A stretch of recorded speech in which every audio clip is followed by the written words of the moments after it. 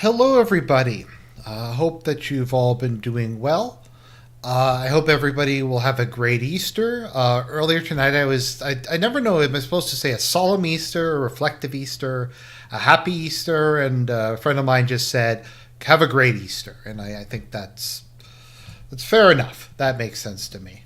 So we're going to be watching this cringe. I'll see how long I can make it. I'm pretty tired. It's been a long week at work, but it is what it is. So we will get started in just a minute. So if people are wondering, personally, I'm just going to be voting for Bernier, for People's Party of Canada. I don't even know really who the candidate is for my riding. I'll just going to probably go and just mark it off. I live in a safe NDP district, so there's no point in tactical voting. I don't even know who I would tactical Personally, vote for. Who would I vote for? Polyev? No. Polyev is arguably cringier than Justo. I mean, it's tough. Those two guys are really trying to battle over that one. Okay, we'll just give it a second, and then we will start. So yeah, no, I'm just black-pilled about this. Maple Macron is going to win. This is actually going to be the first time I've ever seen Maple Macron actually talk. That's how little I follow Canadian politics, so we'll do that. It's funny because I do like videos about American politics or European politics or global politics, and I don't really cover my country very much, and that's because it's just too depressing. Like that is the reason I don't cover Canadian politics. Unironically, because it's too depressing. I have to live it. So it's like, I'd rather look at somebody else's problems than those.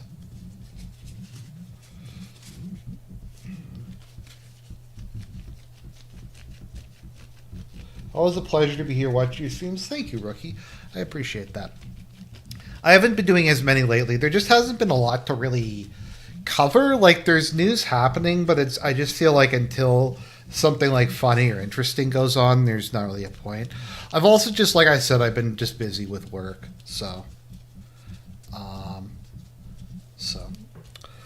okay, let's go to let's find the start of this this stream. Let's go past all these creatures. When does the leaders debate start? Okay. They're not professionals. This is not what they do. And although some of them are former journalists, including Mr. Cormier, but my view on this is that we just need to move away from that. And you know, sure. Well, that was Mr. Carney. So you can see they've in a crisis. Okay, guys, are you ready for some cringe? Okay, let's go. Here and ready to go. Mark Carney, Pierre Poilievre, Yves-François Blanchet, and Jagmeet Singh. They will debate the major challenges facing our country, from tariffs to the cost of living, public safety, energy, and leading in a crisis. Good evening, everybody. I'm Steve Paikin, your moderator for tonight's debate. Each leader has agreed to the following: no notes, answer the questions, stay on theme, stay on time. How much each leader speaks will be counted on these clocks, visible to the leaders and to you at home. This is the 2025 Federal Leaders Debate.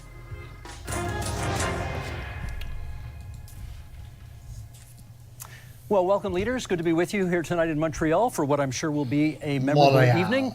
Our first theme is tariffs and threats to Canada, and we will begin with a round of questions. You will each have a minute to answer, and then we'll go to open debate, and the first question goes to Mr. Carney. Okay, let's see what Maple Macron has to say. I call him Maple Macron because he's like this bland amalgamation of just, like, he was the head of the Bank of Canada, he was the head of the Bank of England, he's part of the World Economic Forum, he just kind of showed up, was made prime minister, and he's gonna probably win the next election. He's just like Macron, he's this soulless, international, rootless cosmopolitan. Hey, what is the starting point for negotiations, Mr. Carney, with the United States if... let me know if the audio balance is okay. As you have stated, our relationship with the U.S. is over as we know it? Well, first, Steve, may I thank you and also thank fellow leaders for their service to Canada, people at home for taking the time to watch. I just want to underscore the premise to your question, because I think the relationship that we've had with the United States, relationship over the course of almost the last 4 decades, which has been one of steady and increasing integration, has fundamentally changed because the president is looking to... He kind of feels like an AI of a politician. Fundamentally restructure the trading system. It looks like someone took like generic Canadian politician, ran it through AI, and this is what they got. So the starting point, like, what is it? Actually does look like AI. Like, look has at to his be one like of strength. his It mouth. has I don't to, know. Like, it's weird. show that we have control of our own economic destiny, has to have a clear plan here at home to build this economy, to diversify our trading partners with like-minded countries, and also has to have a position of strength in terms of our reaction to the U.S. unjustified tariffs. And that's why we have put in place counter tariffs that have maximum impact in the United States and minimum impact here at home. Mr. Poilievre, would you do anything differently? Well, first of all, thank you, Steve, and thank you to our fellow... I'm going to be honest. I think Poilievre is cringier than Justo. It's hard. contestants here today. It's an honor to be here. What would I do different? Well, I'll start by what I would do. What is with his eyes? Like, I don't know if this is camera. Like, I don't know. It's fucking freaking me out. Do the same. I think we do need to counter the American tariffs with our own to deter this economic aggression. We must make clear that we will always be sovereign and independent. What would I be doing differently? Well, we need to be in a position of strength. The Liberal government has weakened our economy with anti-energy laws, red tape, and high tax. Okay, press 1 if Pierre Poilievre sounds like he wants to be there. Press 2 if this is, like, already a super low energy performance. Taxes that have driven $500 billion out of our country into the United States and made us incapable of shipping our resources overseas.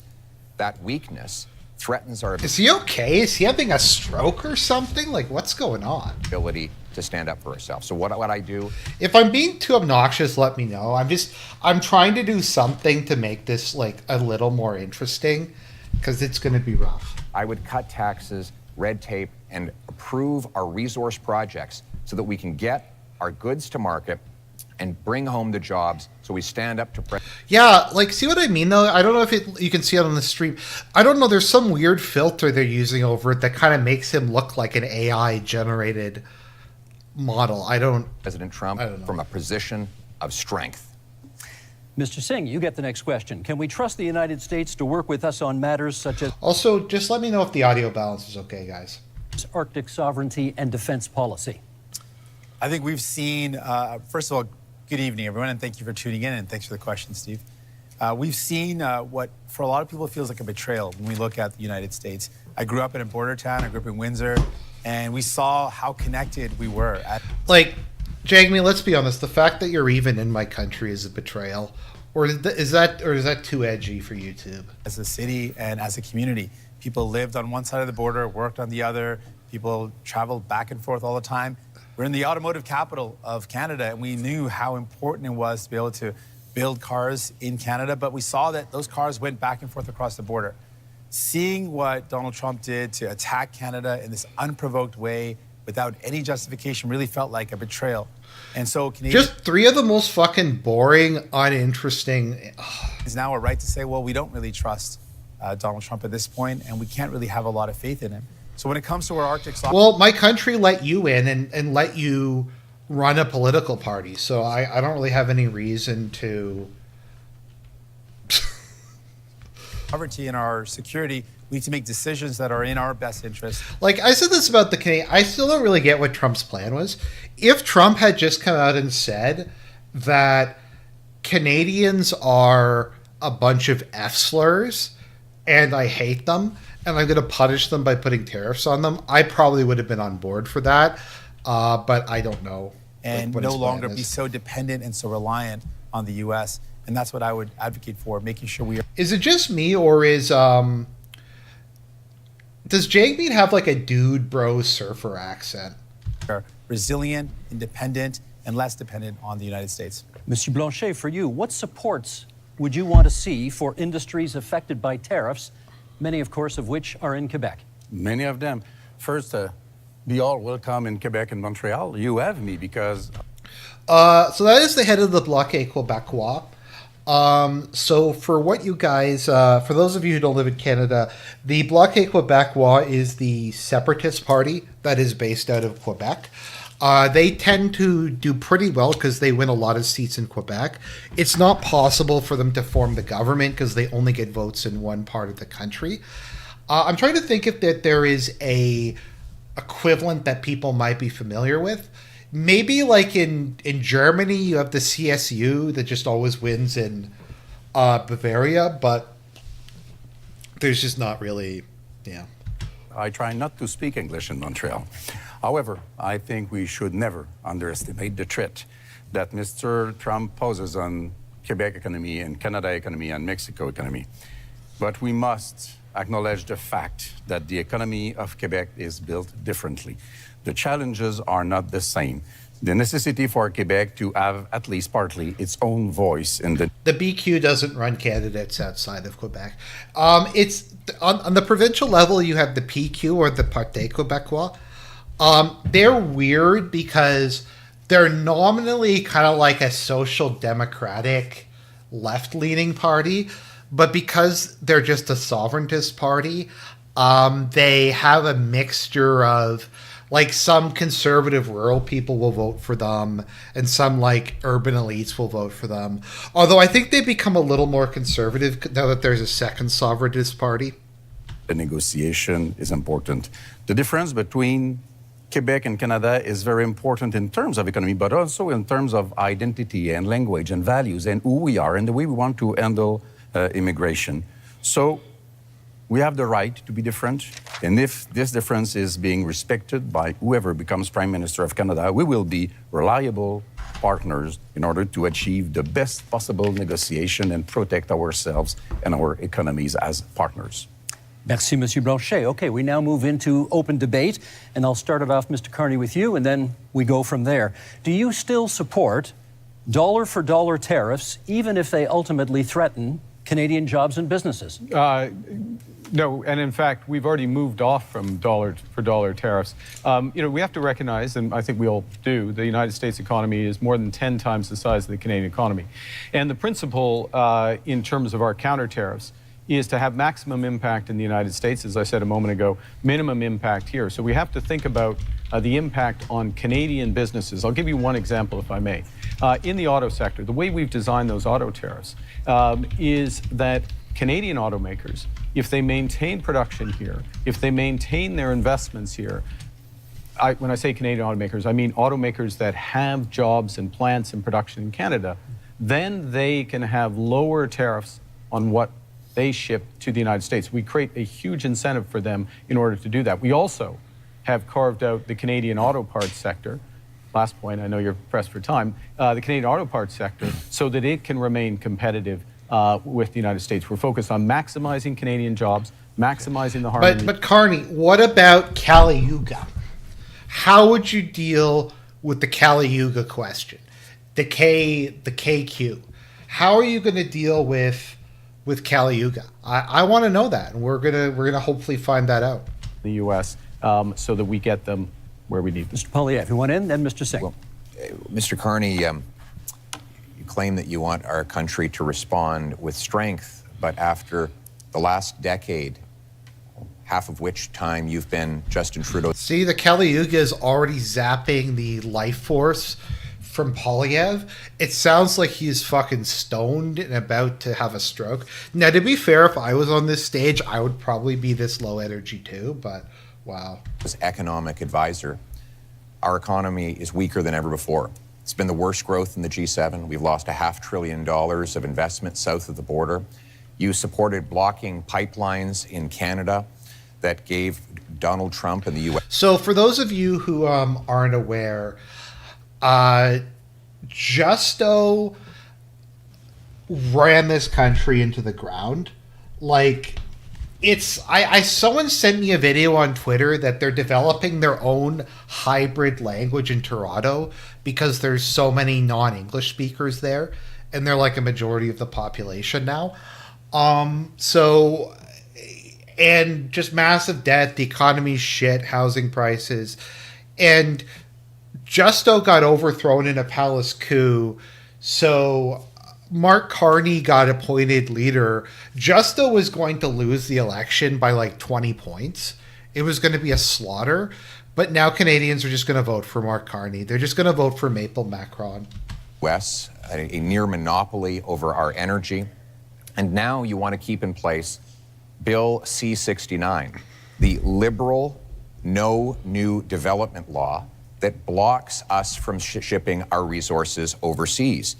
How could you possibly think it's a good idea to give the Americans a continued monopoly on our energy projects when you have seen how much these liberal policies have weakened our country over the last decade?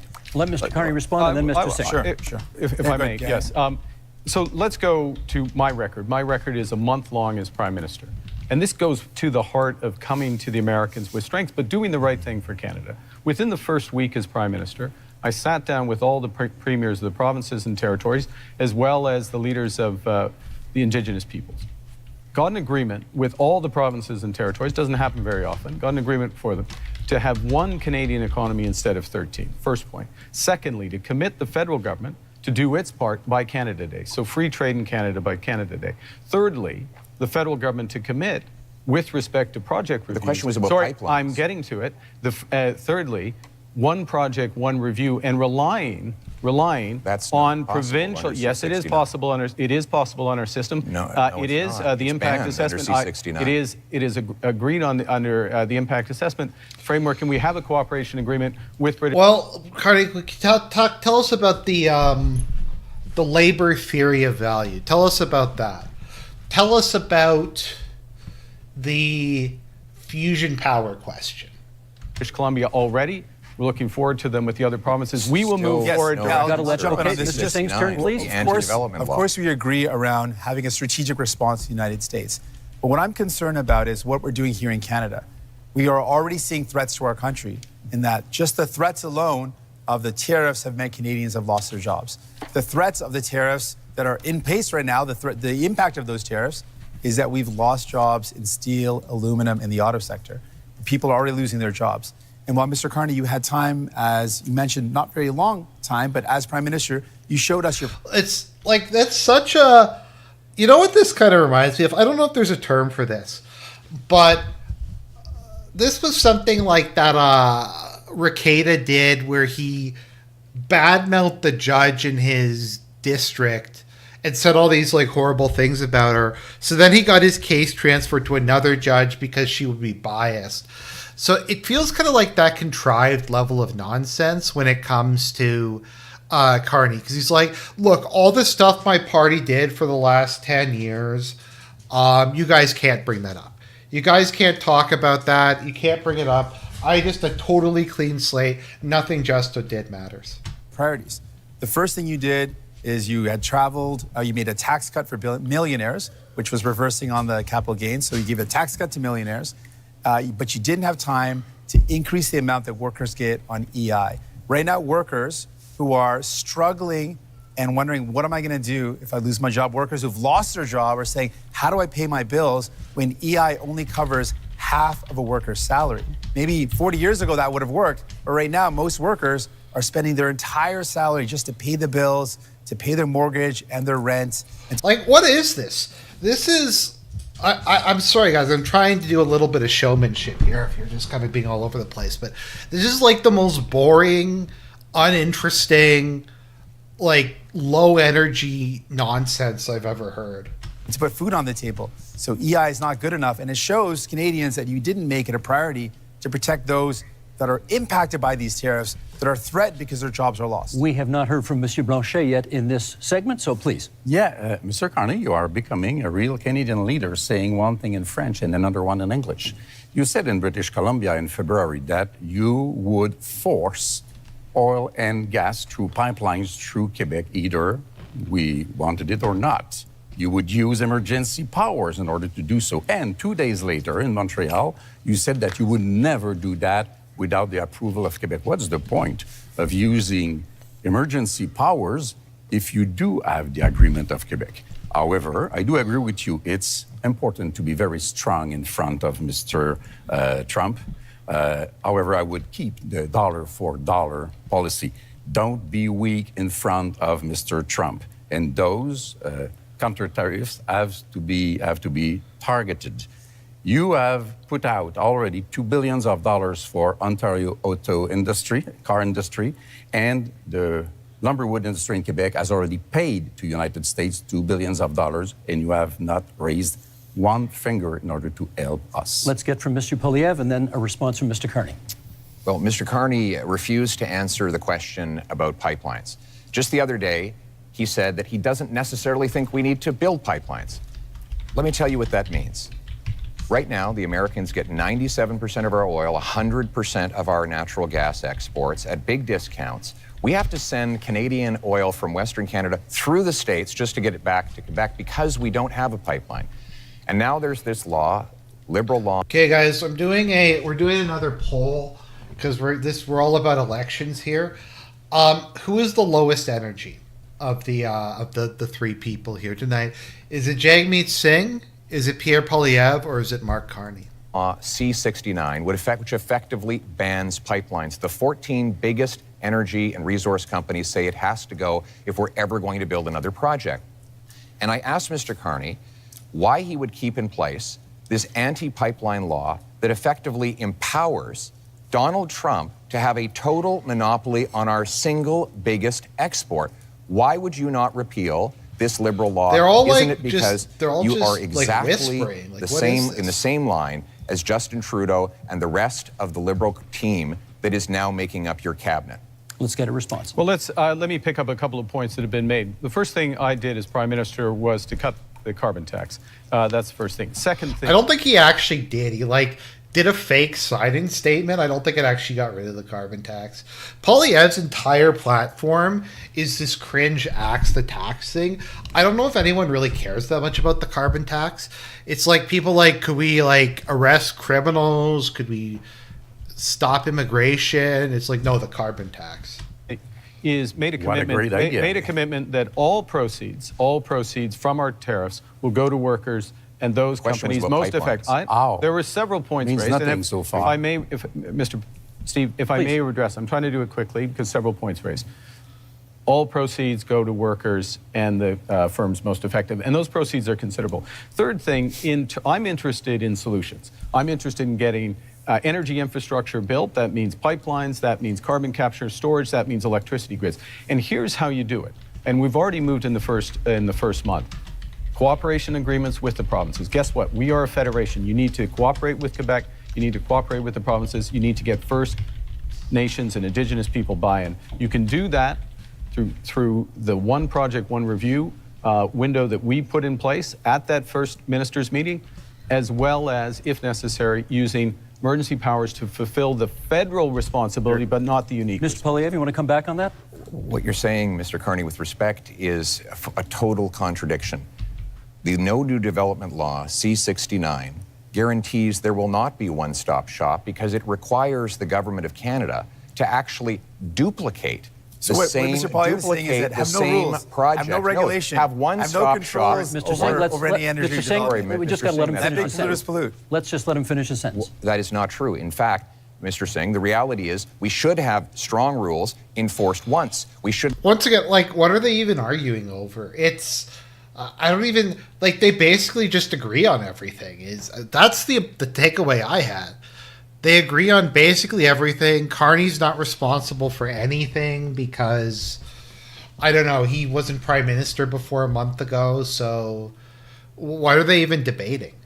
Shouldn't have multiple levels of referral that takes now 17 years to get a major project approved in this country. That is why in the last 10 years we've had the worst economic growth in the entire Liberals bought a G7, pipeline and we built a cannot pipeline. afford They're a pretty fourth pro-pipeline. Liberal term. We need a change, and the Conservative plan for a change will include repealing the anti-pipeline law so we can get our energy to markets other than the United Mr. States. Singh, then Mr. Well, Carney. while these two compete about who's more pro-pipeline, I think what we need to do is, I mean, it's clear. The Liberals bought a pipeline. They built a pipeline. I don't know what Pierre is complaining about.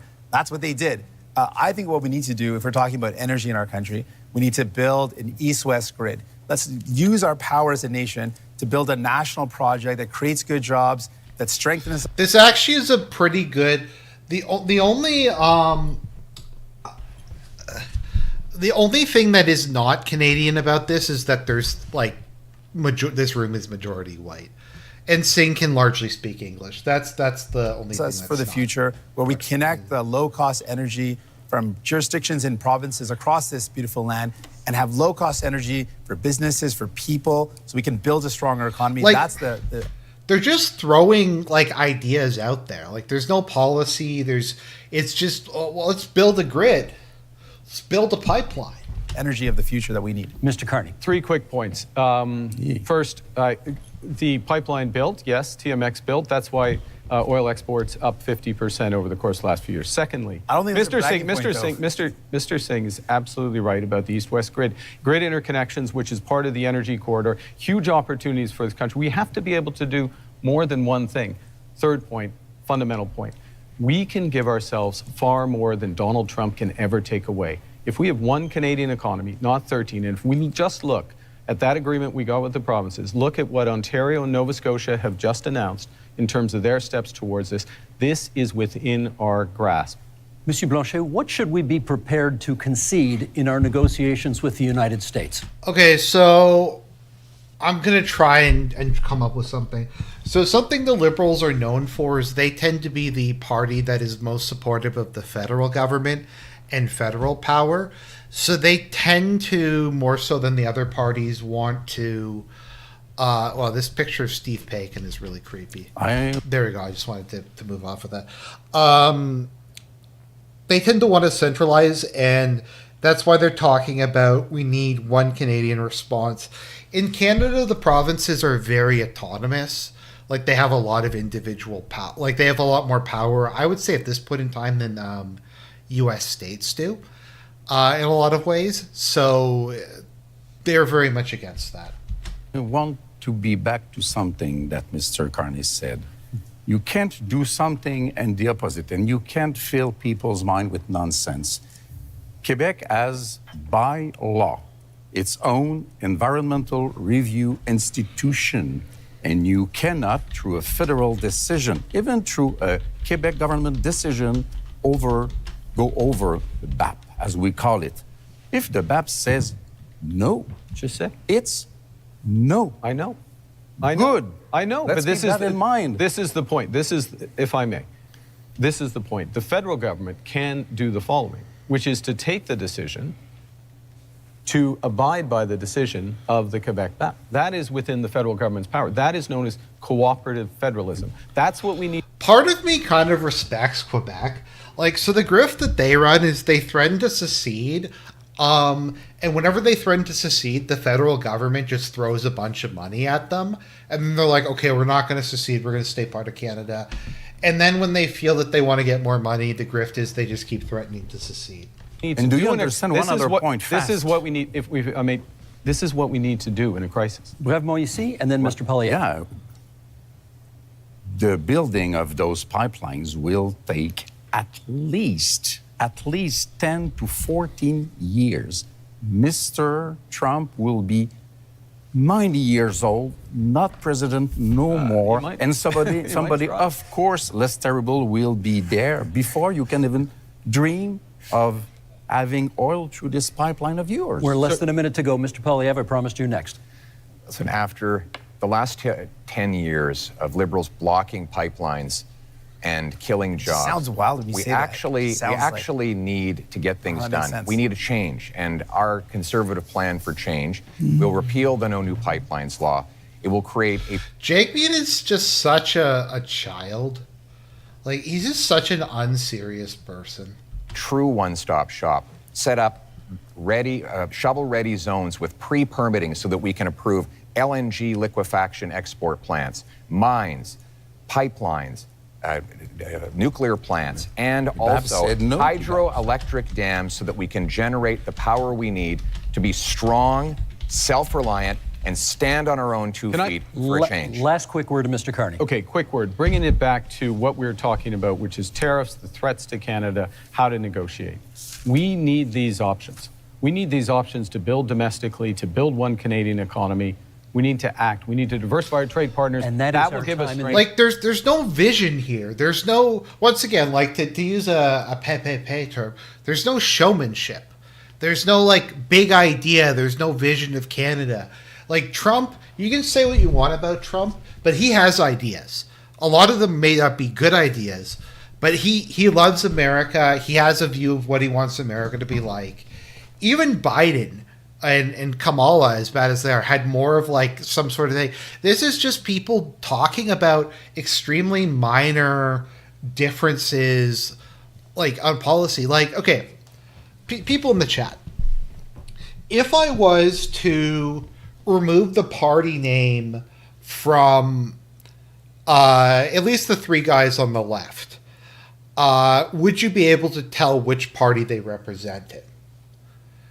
So like, hopefully people know what I mean. Like, so if I was to take away the conservative liberal NDP, could you tell me who was who?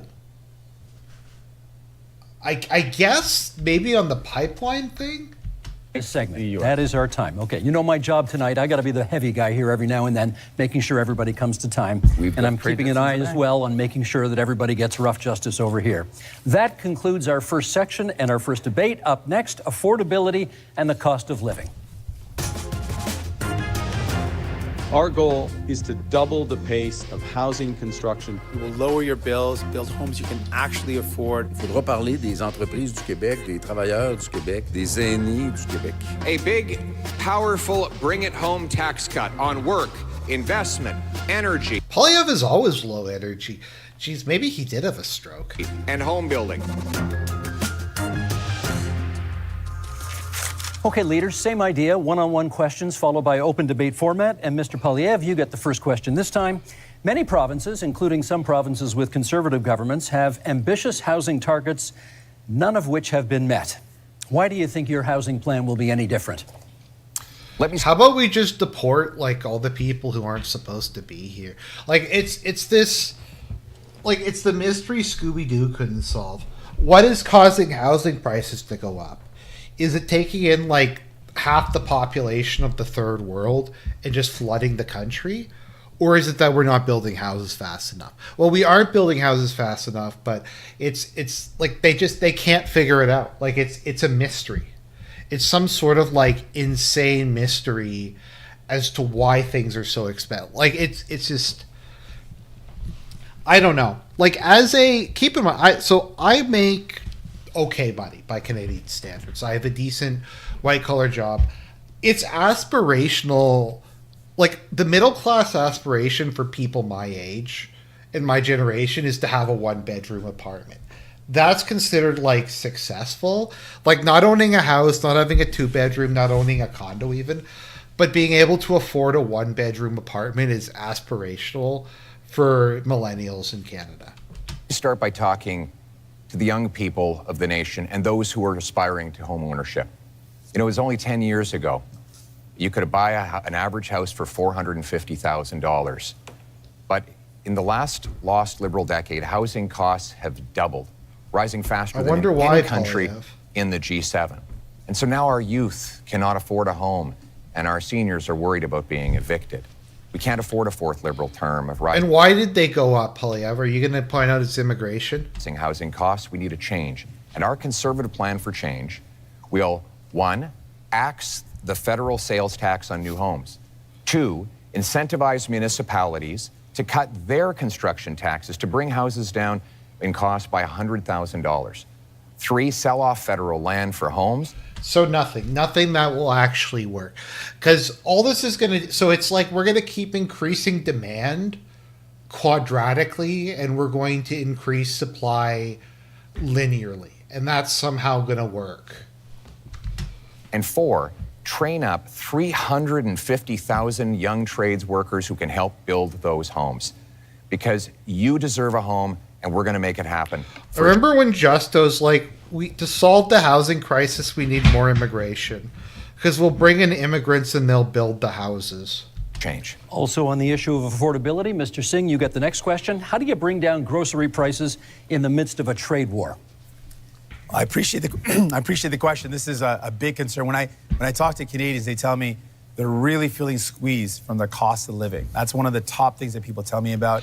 You know, I was debating buying a place because I'm very frugal. Like, I don't own a car. I invest a lot of my money and stuff. And I was thinking, you know what? Maybe it would make sense to buy like a condo or something, and then I could pay it off and come up with some sort of like build up some equity in it. And it just didn't make any sense to me. Like, it just, the amount of, even if I took out a small mortgage, just the amount of interest I would pay, how long it would take, my monthly payments would just be way higher. And I don't know, like where I live, I don't know if anyone would really want to own something here. People are saying, I can't afford to buy groceries. Every time I go to the grocery store, it's just ongoing worry and this feeling of anxiety that, can I actually afford the things that my family needs? On top of that, people are worried about the cost of homes. I think those are the two biggest things I hear. So we can do things about this. Other countries have taken concrete steps. We can put in a price cap on food essentials. France has done it, Greece has done it to great success. It's brought down the cost of food significantly in both those jurisdictions. Okay, we're gonna do price caps because price caps work, guys. That's not gonna cause shortages. That's not gonna distort the market. We're just gonna put price caps on. Are they using Greece as an example of a successful economy? Feeling of anxiety that, can I actually afford the things that my family needs? On top of that, people are worried about the cost of homes. I think those are the two biggest things I hear. So we can do things about this. Other countries have taken concrete steps. We can put in a price cap on food essentials. France has done it, Greece has done it to great success. He's using France and Greece as examples of affordability and sound economic management. I don't know, dude. Tell me how Singapore does it. Tell me how like Singapore does it, and then maybe I'll think about it. Yeah, groceries are actually that expensive, Base Caulfield. They've gone up a lot in the last couple of years. It's shit's super expensive here. Brought down the cost of food significantly in both those jurisdictions. We can also ban corporate landlords from buying up the affordable homes to keep homes that are affordable. We can make things better for Canadians, but it requires having the courage to take on the powerful corporations that are ripping you off, that are price gouging you. And we know that price gouging is one of the major reasons why food prices are going up. You're never going to hear Pierre Poilievre or Mr. Carney talk about the fact that these are the corporations ripping you off. Thank you, Mr. Singh. That's time. Mr. Blanchet, I want to ask you about old age security, which will soon cost this country $100 billion annually. We understand you would like to expand it. How would you pay for that? We would want it to be just for everybody because the Liberals have created a discrimination against elders which are 65 to 75 years old, having 10% less income from federal government than those who are over 75. But the best way to do it is to have everybody pay its fair share in terms of tax, which means that... Oh, we're using like American talking points from like 20 years ago. But once again, there's no real ideas here. Okay, yeah, so you're from America, Caulfield? Yeah. Grocery prices have gone down there. It's very expensive. One should not be entitled to hide money in fiscal paradise in order not to pay him or his clients or friends, not to pay billions of dollars in taxes that could be used to help the situation of elders. Those are things which are supposed to be applied to everybody. There are a lot of questions to be answered about that. Other ways to do it is to reduce the pressure on housing price to make sure that the whole budget of elders and families and workers... So eggs, I'm just looking it up. I think this is actually lower than what it is. A dozen eggs in Toronto are $3.50. Can American. afford houses which have increased dramatically in Merci, price. Monsieur Blanchet. That's time for this one. Mr. Carney, I want to ask you about housing, which over the past decade has gone from a problem to a crisis while the Liberals were in power. Is your policy on getting homes built any different from your predecessors, and how? This is one of the reasons why I entered this contest, because of the housing crisis, the cost of living crisis, the housing crisis, and the Trump crisis to help fix it. And I would say, look, the housing approach is fundamentally different because we need a fundamentally different approach. We need to build housing at a rate that we haven't seen since the end of the Second World War. We do need a fundamentally different approach. And with the fundamentally different approach, we can build an entirely new industry. So the question is how? Now, Mr. Poilievre and I agree on some things. Okay? I agree as well on reducing the tax on first-time home purchases as a way to buy.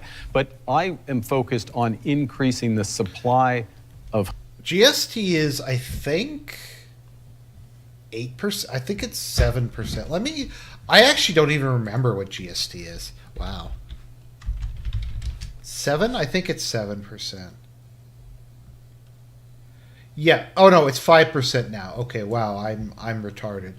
Okay, so that would be removing 5% tax. It was 7%, and then Harper removed 2% of it. So it's like removing the 5% sales tax is like the plan. And doing that in a way that uses Canadian technology and modular. Justo also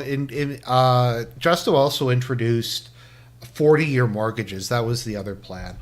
Prefabricated housing that uses Canadian lumber, including in reinforced timber, and uses Canadian workers. And in all respects, we're scaling up to double the rate of home building. Thank you, Mr. Carney. That's time. We now move to open forum here. And Mr. Singh, you get the first comment. Many of you have pledged to cut the GST on many aspects of buying a home. And Mr. Singh, I want to ask you, would you cut the GST on anything else in order to make life more affordable? Absolutely. In fact, I'm the only one on this stage that fought to give people a GST holiday. Interestingly, while the GST holiday helps working class folks, middle class folks by taking off the GST off essentials, the Conservatives under Pierre Poilievre voted against that. They opposed the idea of giving people, actual folks that need help, a tax break, and would rather give millionaires a tax break, which shows you whose side he's on, which is not surprising. It's just like, okay. But it is surprising that Mr. Carney also said that giving people a break on their GST is a bad idea. Mr. Carney, why do you think giving a tax break to capital gains folks that earn more than $1 million is a good idea, but helping a family afford their groceries, helping people... It's just, you know what Singh is? He's just very Reddit. Like, he thinks he has like 30 IQ points more than he actually does. And he thinks like these insights that he has are super like fascinating, and he's just completely just a moron. Afford their bills for their internet, their cell phone, their home heating. Giving them relief to take the GST off those is a bad idea, but giving a tax break to people who really only earn over more than $1.4 million, that's somehow a good idea. Okay, that's your numbers. You went after Mr. Poilievre first, so I'm going to give him the first shot to respond. Well, Mr. Carney, the reality is that housing costs doubled under the Liberal government, while Justin Trudeau made exactly the same promises that you are now repeating today. He promised that he would double home building. In fact, but Poilievre, you can't bring that up because this is Carney. Carney's not Trudeau. His party wasn't in power for the last decade. You can't, like, that stuff is just in the past. Building went down. He promised that he'd reduce the cost. In fact, it went up, and here we are. Mark Carney is asking for a fourth Liberal term, repeating the exact same Liberal promises that priced you out of a house. Just a few weeks ago, before the election, the Liberals voted against taking the GST off new homes, and they have continued to build up bureaucracies that block construction. We need a change so that you can afford a home, and our change will be, again, to axe the sales tax on new homes, incentivize municipalities to speed up permits, free up land, and cut development costs. Train up 350,000 young people who can be in the trades to build those homes and sell off the land that is going to be needed in order to build homes. That is a real plan for you to own a home and afford your life for a change. Mr. Carney, they're coming at you from both sides. What do you say? Okay. I know it may be difficult, Mr. Poilievre. You spent years running against Justin Trudeau on the carbon tax, and they're both gone. Okay, they're both gone. And You're we're doing we're a in pretty a good new impersonation and we're of them with the in same a new- policies no, tonight. very We're just like it's we can't talk about the last 10 years. It's just completely over. It's just completely we can't talk about it anymore. Oh, thank you, Cyborg Assassin. I appreciate that, man. Thanks. God bless. very different. Look, I'm a very different person from Justin Trudeau. Focus is on results. you his And so economic how advisor? to drive results in the housing market, you've got to change the model of building.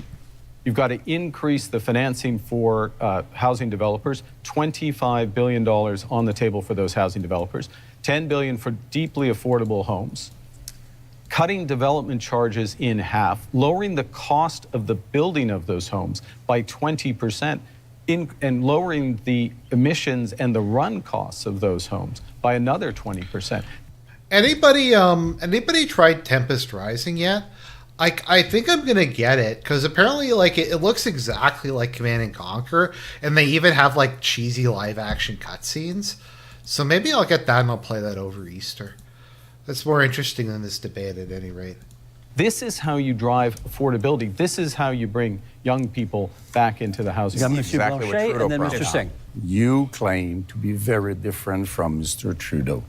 Now, the point is to show that you are any better than Mr. Trudeau. You claim to have a lot of experience in many things, and you know things. Last time we had somebody saying that they knew things, it was the senators, and they killed the law that protected supply. Maybe I'll get Tempest Rising and then I'll stream it. That sounds like a good idea, actually. Management because they knew better than us and were elected by nobody, exactly like you are today. You say that you are a great crisis manager. Which one? I heard of nothing. As far as I know, Brexit happened, even if you were against it. You say you are a great negotiator. What have you negotiated but fiscal paradises in Bermudas or Cayman Islands? You have to prove something and you have to reveal what you own in those companies if you want people to believe you. Mr. Singh, you wanted it. Yes, returning to the topic of housing. Now, it's very important. Obviously, we need to build homes that people can afford. Mr. Poilievre had the opportunity to show us what he could do.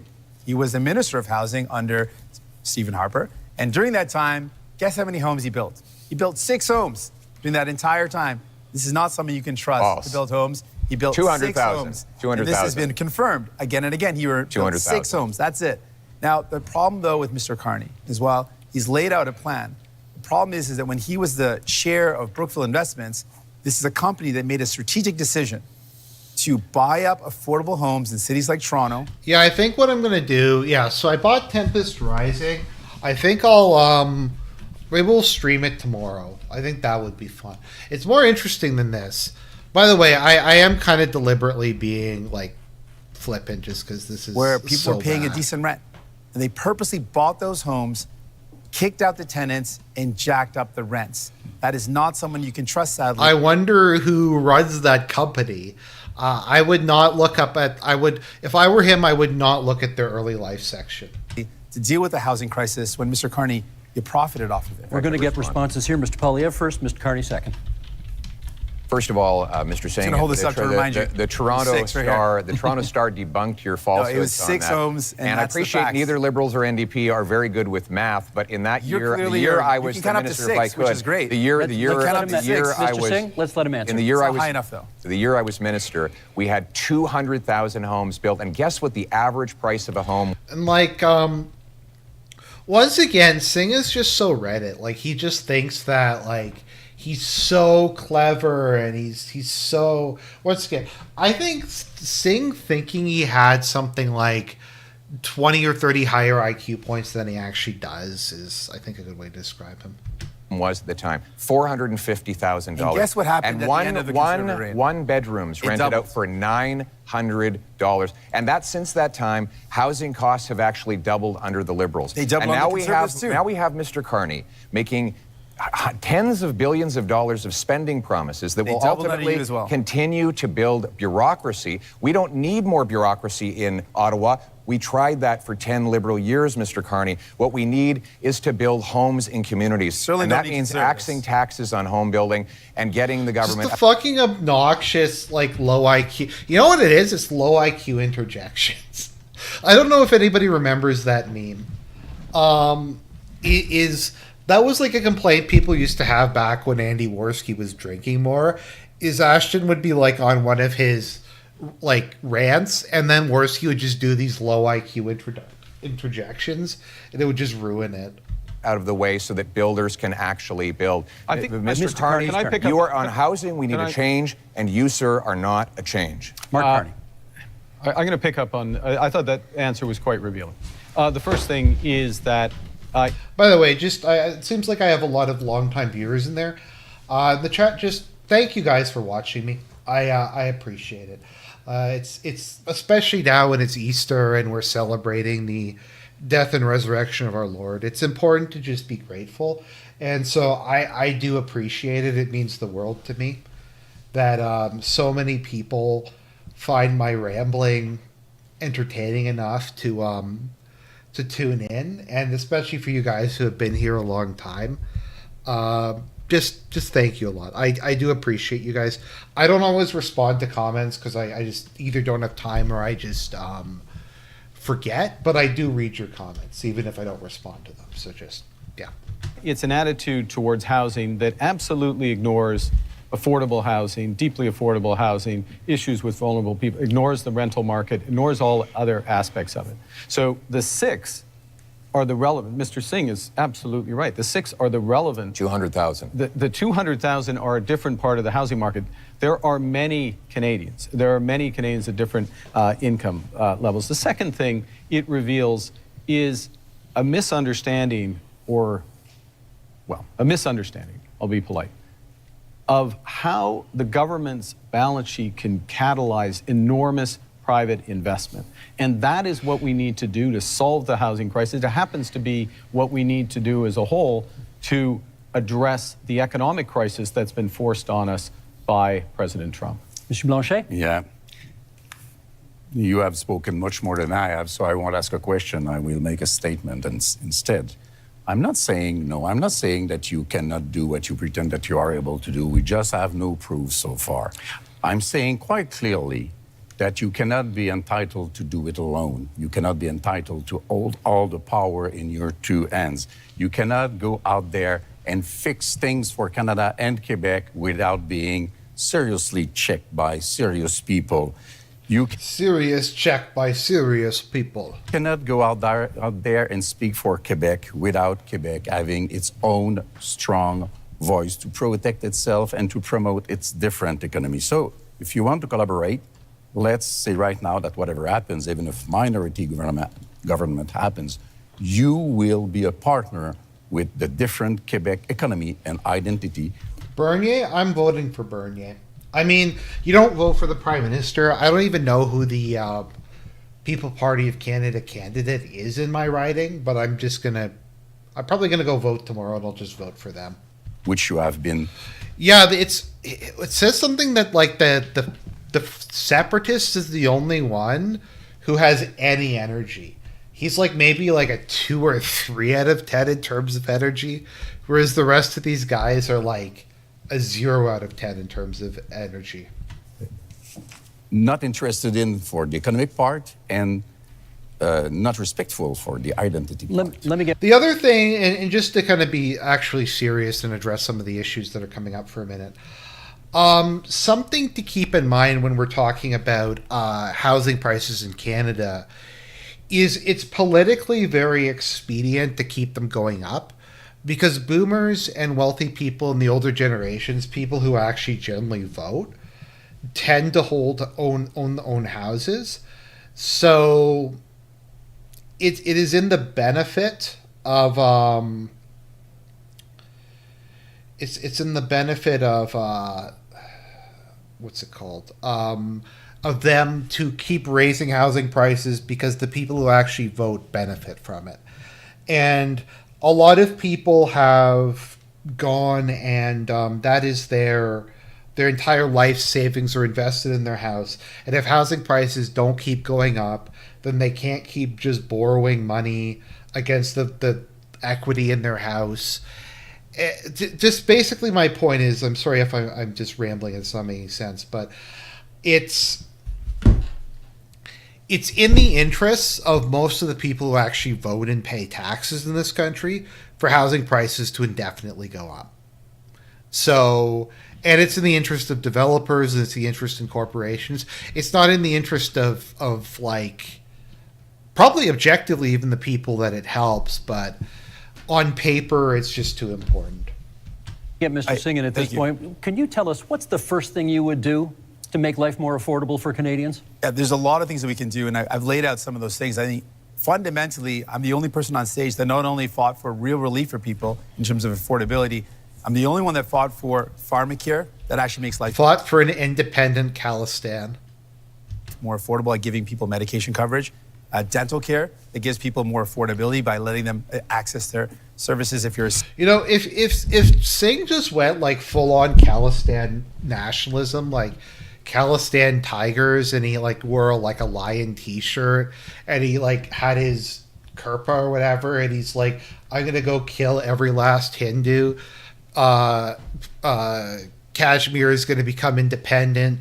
Punjab for life. New Sikh empire when. Like I would actually probably like him more then. senior and a kid. I fought for childcare to make sure people could afford childcare. All measures Your that mom Mr. fought for Poilievre voted childcare. against. All measures that Mr. Blanchet voted against. So if you want someone that's going to fight for you in Ottawa to actually make life more affordable, you can't entrust all the power to Mr. Carney. He doesn't have a track record of making life more affordable for people, but we do. So vote for a New Democrat, and we'll continue this work to make life more affordable for you, while the Conservatives and the Bloc have voted against those measures to make life affordable, because that's not who they care about. New Democrats are in it for you. Pierre Poilievre. The number one expense for families today is taxes, more than they spend on food, clothing, and shelter combined. This after Well, that's actually a slightly like interesting point. 10 years of liberal tax increases. We can't afford a fourth term of high liberal taxes. That's why Conservatives have a plan for change. And that plan Your plan includes voted cutting against every measure to help people out. If I could, cutting income taxes by 15% for the average worker and seniors, saving a working couple up to $2,000, rewarding hard work again. Because How much hard do you think work childcare is costs? actually being... Like the fucking low IQ interjection. Stop it, Singh. Stop it. punished, is actually being punished You're the only thing that can make listening to Pierre Poilievre worse. because of the very high taxes. Now, the Liberals promised 10 years ago they would lower them. They actually raised taxes on 9 out of 10 Canadians. We need a change in this country because your hard work should once again pay off with a powerful paycheck that buys you an affordable home So you want to save on a people safe $2,000, street, and that's what we will deliver. You want to save people $2,000, but cut their dental care, That's which false. is thousands of dollars. False. Cut their child care, which is thousands of dollars. Cut pharmacare coverage, which is thousands of dollars. False. That's not a very good math deal right there. You're going to save people. Dude, that's not a cool math, bro, dude. Like, back in college, it would be like if I didn't buy that case of beer and I bought 2 pizzas. People $2,000, but cost them tens of thousands of dollars. That's why you cannot afford Conservatives. I'm not the only one who thinks he sounds like a surfer dude, am I? And you certainly can't False. trust the Liberals Mark on their Carney's own. turn. You need New Democrats. Mark Carney. I'm going to reinforce that point, and then I'll respond to Mr. Blanchet. Childcare in this country, $3,000 to $10,000 a year for a family, depending on where you live. Province, jurisdiction. Depending on where you live, that's what's being saved there. $800 per trip to the dentist. We've expanded dental Province, care to 8 jurisdiction. million Canadians. Because we 8 forced- million Canadians. because New Democrats were there. Pharmacare. These are fundamental issues for affordability. We're talking about affordability and taking them off in order. That's why you to need cut New Democrats. tax. That's not what I've said. And I in will be terms cutting of income taxes working with Quebec, for Canadians. yes, absolutely throughout This is just like snarky. I don't know. the short time I've been Prime Minister, working directly with the Premier of Quebec. Our Minister of Foreign Affairs, our Minister of Finance are from Quebec. Quebec and Quebec issues, whether it's Why supply haven't you answered management, Mr. language, Legault's letter? He asked 5 things in the letter. He reduce his expectations. We're talking about- And you did not even answer him. And tonight, you are so much in love with Quebec. Steve, the question that Canadians have to ask. Why vote for Whether- Conservatives why- when the same why- team why- does he's- it He's got or the costs you Mr. tens of Singh. thousands? Mr. Singh, sorry, he has the floor. Come on. The question you have to ask is, after a decade of liberal promises, can you afford food? Is your housing more affordable than it used to be? What is your cost of living like compared to what it was a decade ago?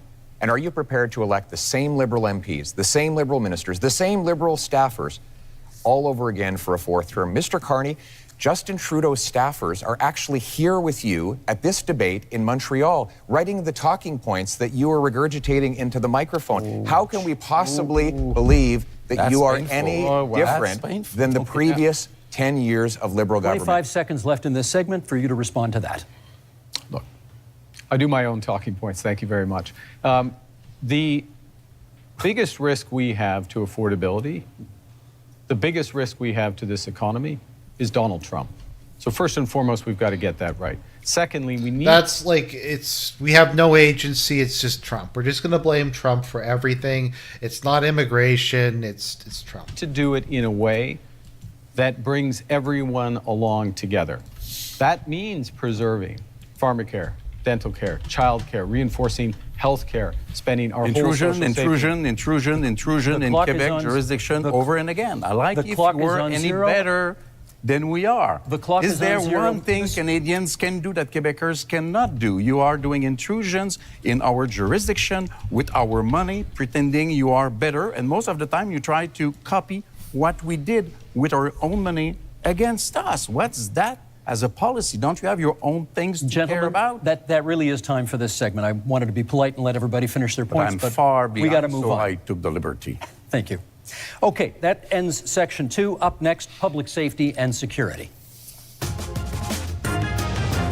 Fight crime, to protect Canadians, and to build communities that are safe, secure, and strong. Keep crime, drugs, stolen cars, and other illegal substances out of our country. We're going to invest in our borders. Okay, here. You guys want to hear my plan to solve the rampant car theft in Toronto?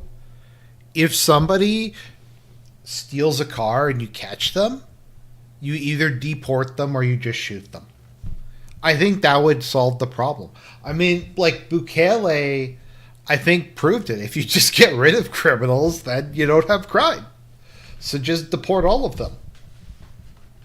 And that means hiring more border officers. Resources are in short supply, not enough staff. This is not the nice way to treat people who come to our border. Okay, same format, one-on-one questions and then open debate. Monsieur Blanchet, you get to go first in this one. Public safety and security. For a lot of people, that means the fentanyl crisis. I'd like to know what you could contribute to ending that crisis.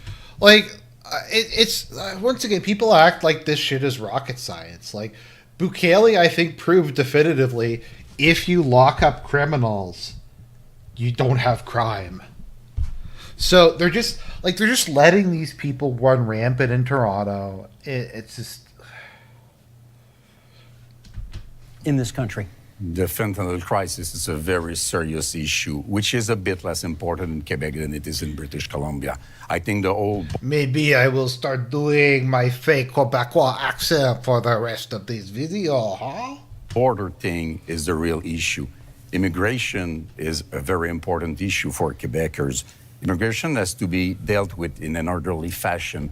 Our borders are not dealt with in an orderly fashion. The rules are not respected. The rules are unclear. Some rules even invite people to hide for 2 weeks illegally before coming out. Some things has to be done. The situation of one person asking for asylum may take as much as 4 years without us reducing the number in order to deal with them in a human way. The services for every citizen in Quebec are being reduced because we cannot afford the fact that we are receiving much, much more people in Quebec from this specific type of immigration than we can afford. Uh-oh. He brought it up. and we cannot teach them French. That's time, Mr. Blanchet. We can, of course, return to the immigration issue during open debate should you choose to. Mr. Carney, question for you. The liberal gun buyback policy, not considered a success by many people. Reviving it is in your platform. Yeah. Why would it work this time? Yeah, I think, well, what we've seen with that policy is some success at the commercial level, but not at the individual level, because it hasn't been, in my opinion, it hasn't been organized properly, and it needs to be organized properly. And like people who just behave in a grossly antisocial fashion don't belong in society. Like here in Manitoba, we have this phenomenon of people, mostly Amerindians, just shoplifting expensive cuts of meat from grocery stores and then selling them in like parking lots. So they're stealing like filet mignon and then reselling them. And this is like a rampant thing. Like you just can't live in a society with these people. They don't respect the fact that society even exists. Like I remember I was buying some shirts the other day, and some diversity just ran in, grabbed a whole bunch of coats, and just ran out. Like, and no one stopped them. And that's just like you can't live in a society with these people. I've instructed the Minister of National Security and Public Safety in order to do that. So part of this is a different focus of government. A focus they completely banned handguns in Canada. Like they're 100% banned. On results, a focus on clear milestones in the short term. Let me make a broader point though on gun, which is that we have a problem with guns coming over borders, which is why we've tightened our borders. No, so like what happened with this whole steak thing, I did a video on this back in the day. So some woman was like stealing a bunch of steak. And an employee at the grocery store was like, "Look, ma'am, you can't steal steak."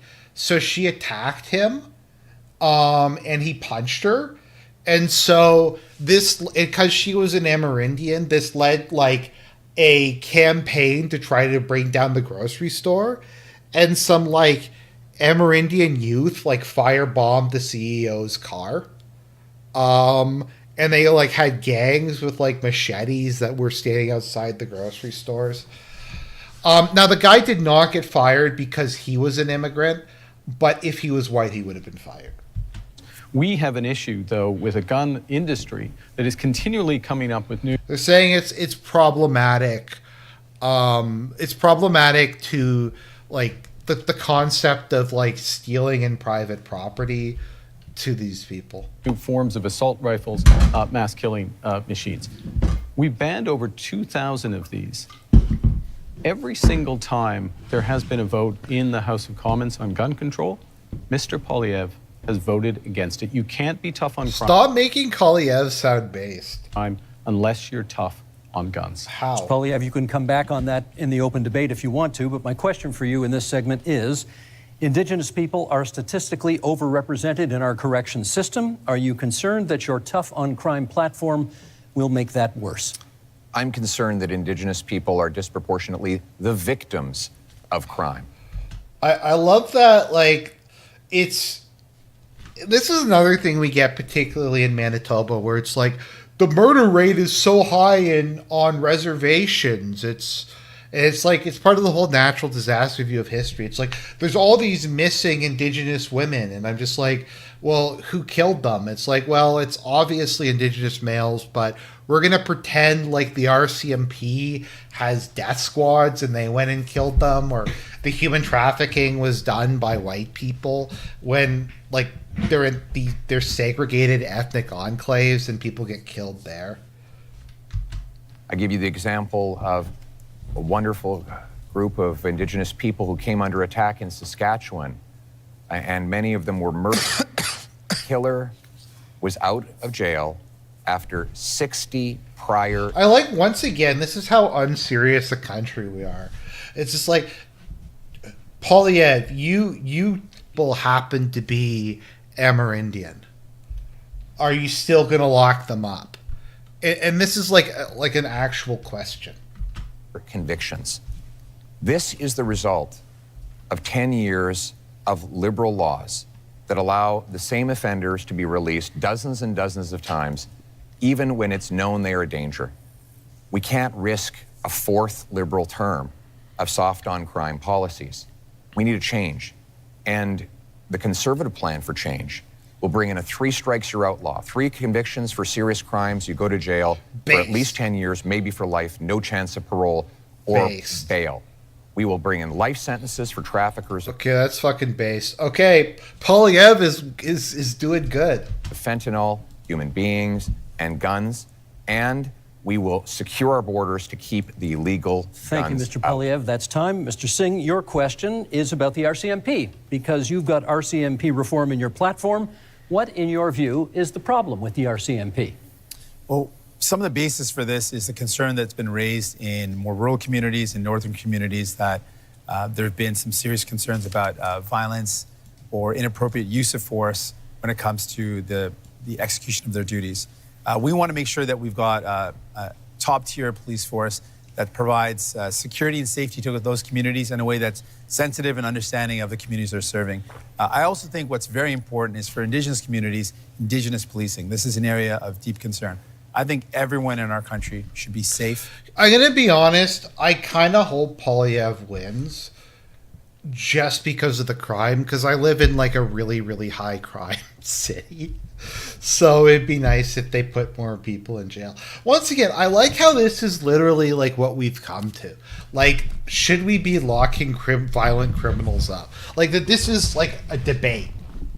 That well, we can't lock up people who commit violent crimes. It's mean. You should be able to be safe at home, safe when you go to work, safe if you take public transit, safe for your kids to be able to play in the local playground. Well, I'm sorry, Singh, but public transit isn't safe because of your people.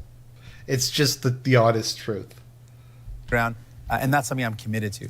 And the other area that I'm focused on. Although, to be fair, like I think most of the assaults on public transit is either from like white crackheads or like schizophrenic blacks. His people are more just kind of dirty. When it comes to public safety is making sure we prevent crime before it happens. And that's why we want to see increased investments in our border security. We saw under the Conservatives... Like once again, and I was thinking about this the other day as I was taking the bus and like... When I was in Prague, it was kind of a sad experience because I was on like subways. I was on their subways and their streetcars and their buses, and they were clean and they were safe, and there wasn't random crackheads screaming at me, and like that they came on time. And it was just like, it was kind of honestly a surreal experience to be on a subway and not have like schizophrenic people yelling. Like it happens so often. The other day there was some crackhead who was following me home, and I was just like, am I gonna have to fight this dude? But they cut 1,100 border officers. I don't know. I feel like I say this a lot. For people who live in Canada or have been here from another country, is just the number of like crazy drug addicts higher here than at other places? I just feel like it is. It compared to a lot of countries. In one day. So that prevented our ability to keep our borders safe. That stops those materials from Mr. coming Singh, into the that's country. time. Not sure it was about the RCMP, but maybe we can get back to that during the open debate segment, which we go to right now. And Mr. Polyev, you get the first word on this one, and it sort of dovetails on the last answer you gave, which is, you have pledged to be the first prime minister in this country to use the notwithstanding clause, setting aside charter rights of, as you call them, multiple murderers. Why do you think that's necessary? Well, why are they multiple murderers? Like, why are they like? I don't know. Why are we allowing people who have committed multiple murders to be like out on the street? Be clear, I want to uphold the charter rights of Canadians under Section 7 to life, liberty, and security of the person. Right now, that right is violated by multiple murderers who are given discounts. The case in question was a gentleman who went into a mosque and shot dead 6 innocent worshipers. He got, according to this ruling, only one 25-year sentence, meaning he could be out in his 50s. Of course, this is the example he has to use. He has to use this example. This is the only case that it would be applied in. The guy who shot up the mosque. No one else, if he's like a gangbanger or a drug addict or something who like killed people for meth money, that's okay. But this one guy. He only serves 4 years for every murder that he carried out. That is outrageous. And I will use the constitutional powers that are created for this purpose to ensure that mass murderers stay in maximum security penitentiary for life. They will only come out in a box. We will also pass tough new laws that prevent repeat offenders from getting out. If you commit 3 offenses under the 3 strikes law I propose, you will not be allowed out of jail until you prove that you are drug-free, that you are behaved perfectly, and that you've learned an employable skill, and you've served a 10-year sentence. We cannot allow liberal crime and chaos to go on terrorizing our communities. Okay, I will say that is the one thing Polyev is... Okay, freedom of speech issues he's actually not that bad on, but, like, yeah. What we need is a real plan for change so that we can bring back the safety and the security that Canadians used to take for granted. Let me get Mr. Carney to respond to that. Do you think that's an appropriate use of the notwithstanding clause of the Charter? I think that the one of the core responsibilities of the federal government, Prime Minister, is to defend the fundamental rights and liberties of Canadians. And that means we can't put multiple murderers in jail. And those fundamental rights and liberties of Canadians are outlined in our Charter of Rights and Freedoms, which is 43 years old literally today. I think it's a very dangerous slope to override judgments of the Supreme Court of Canada. Fuck the Supreme Court. In fact, the Charter of Rights and Freedoms exists to protect Canadians from what? People like us on the stage.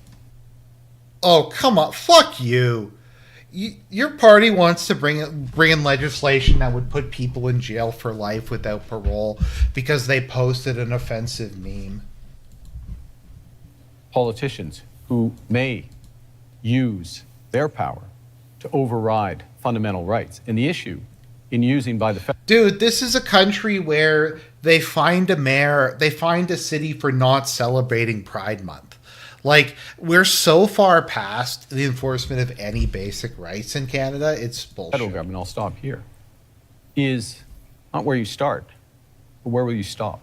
Mr. Polyev, I should get Mr. Polyev on that. Is it a slippery slope if you use it in this case? I must say, I would be quite interested too, because Mr. Carney said that he didn't want us to use the notwithstanding clause before adopting a law. And yesterday he said that he felt that it was wrong to use the notwithstanding clause after a law is adopted. So if we cannot use it before and we cannot use it after, it means that Mr. Carney believes that we should never use it. But it is very important. And the Ford case made it clear. The Constitution says how it should be used, but never how or what we will do with it, because it's the prerogative of the provinces. So, do you want the Supreme Court to overrule another judgment of the same Supreme Court because you don't like it? Because that would be being the hell of a politician as you define them. Well, let me just start by saying, first of all, thank you. I just started by saying, let's not let Mr. Polyev get away with making this ludicrous claim that anyone on this stage thinks that violent crime should get a less severe penalty. No, but obviously, you do. That is not a special position that he's taking. No, but it is, dude. Like, people are just pro-crime. Like, this is a fucking fact. Like, I don't know. Everyone agrees that horrible crimes should have horrible sentences. Judges are equipped to do that, so don't let Mr. Polyev's rhetoric confuse people. Obviously, everyone agrees that if someone does something horrible, they should pay a horrible price for it. There should be appropriate sentence that's put in place by a judge. But what I'm concerned about is All of what Mr. Poilievre is talking about is after the fact. Now, there's heinous things that happen, and there needs to be severe penalties put in place. But we also need to keep communities safe. And that's what my focus is. Well, how do we stop crime before it happens? Much of the violent crime that's committed is committed by illegal handguns and firearms that come across the border. Now, Mr. Poilievre has admitted that as well, that it is. And who are the people who are using these guns? Oh, that's a question. Is illegal handguns and illegal weapons that are used in violent crime. So our plan is, let's stop those illegal weapons getting into our country in the first place. And the way we do that is by having stronger border security officers and having more people on the border. Mr. Pierre Poilievre. My dad just texted me and he said, this is the coma of debates. When he was in power in the Conservatives, they cut the number of border officers. Okay, so I'm gonna read the DMs. I texted my dad, this debate is the lowest energy thing I've ever seen. My dad says this is the coma of debates. I said Singh thinks he's 20 IQ points higher than he is. My dad says, LOL, you're right. Okay, they reduce the number, weakening our borders. Keeping an eye on time can't here. trust them Let's to get do back these to type of Mr. things. Poilievre on the issue of whether, in using the notwithstanding clause under these circumstances, would be a kind of a slippery slope and encourage politicians to use it more. No, we will use it to protect. By the way, so the charter notwithstanding right. clause is Parliament is able to overrule the judicial branch in certain case in as like a last resort. Is what the notwithstanding clause is. Of law-abiding Canadians. I'm interested in the rights of victims. Mr. Carney seems to be very interested in the rights of criminals. He says that it's dangerous for me to ensure that mass murderers stay behind bars for life. You know what's dangerous? Turning them loose on our streets. I don't think you appreciate, sir, the chaos that is unfolding in communities. In Toronto right now, the police have been forced to tell people to just let the thief steal the car. When they break into the house, true. Just take the keys. Now, to be fair, there's one person who did that, but yeah, like... Just let them take the keys so that you don't get hurt. People are living in terror in many of our communities precisely because of the catch and release bail law, C-75, which requires judges release the accused at the earliest opportunity under the least onerous conditions. Every single member of your Liberal caucus and your Liberal cabinet voted in favor of this bill, and they're all determined to keep it in place despite constant promises to the contrary. Mr. Carney, Canadians deserve to live in peace and security. That is the right that I'm fighting for a change. I'm fighting for that as well. And let me be specific about two things that have been raised.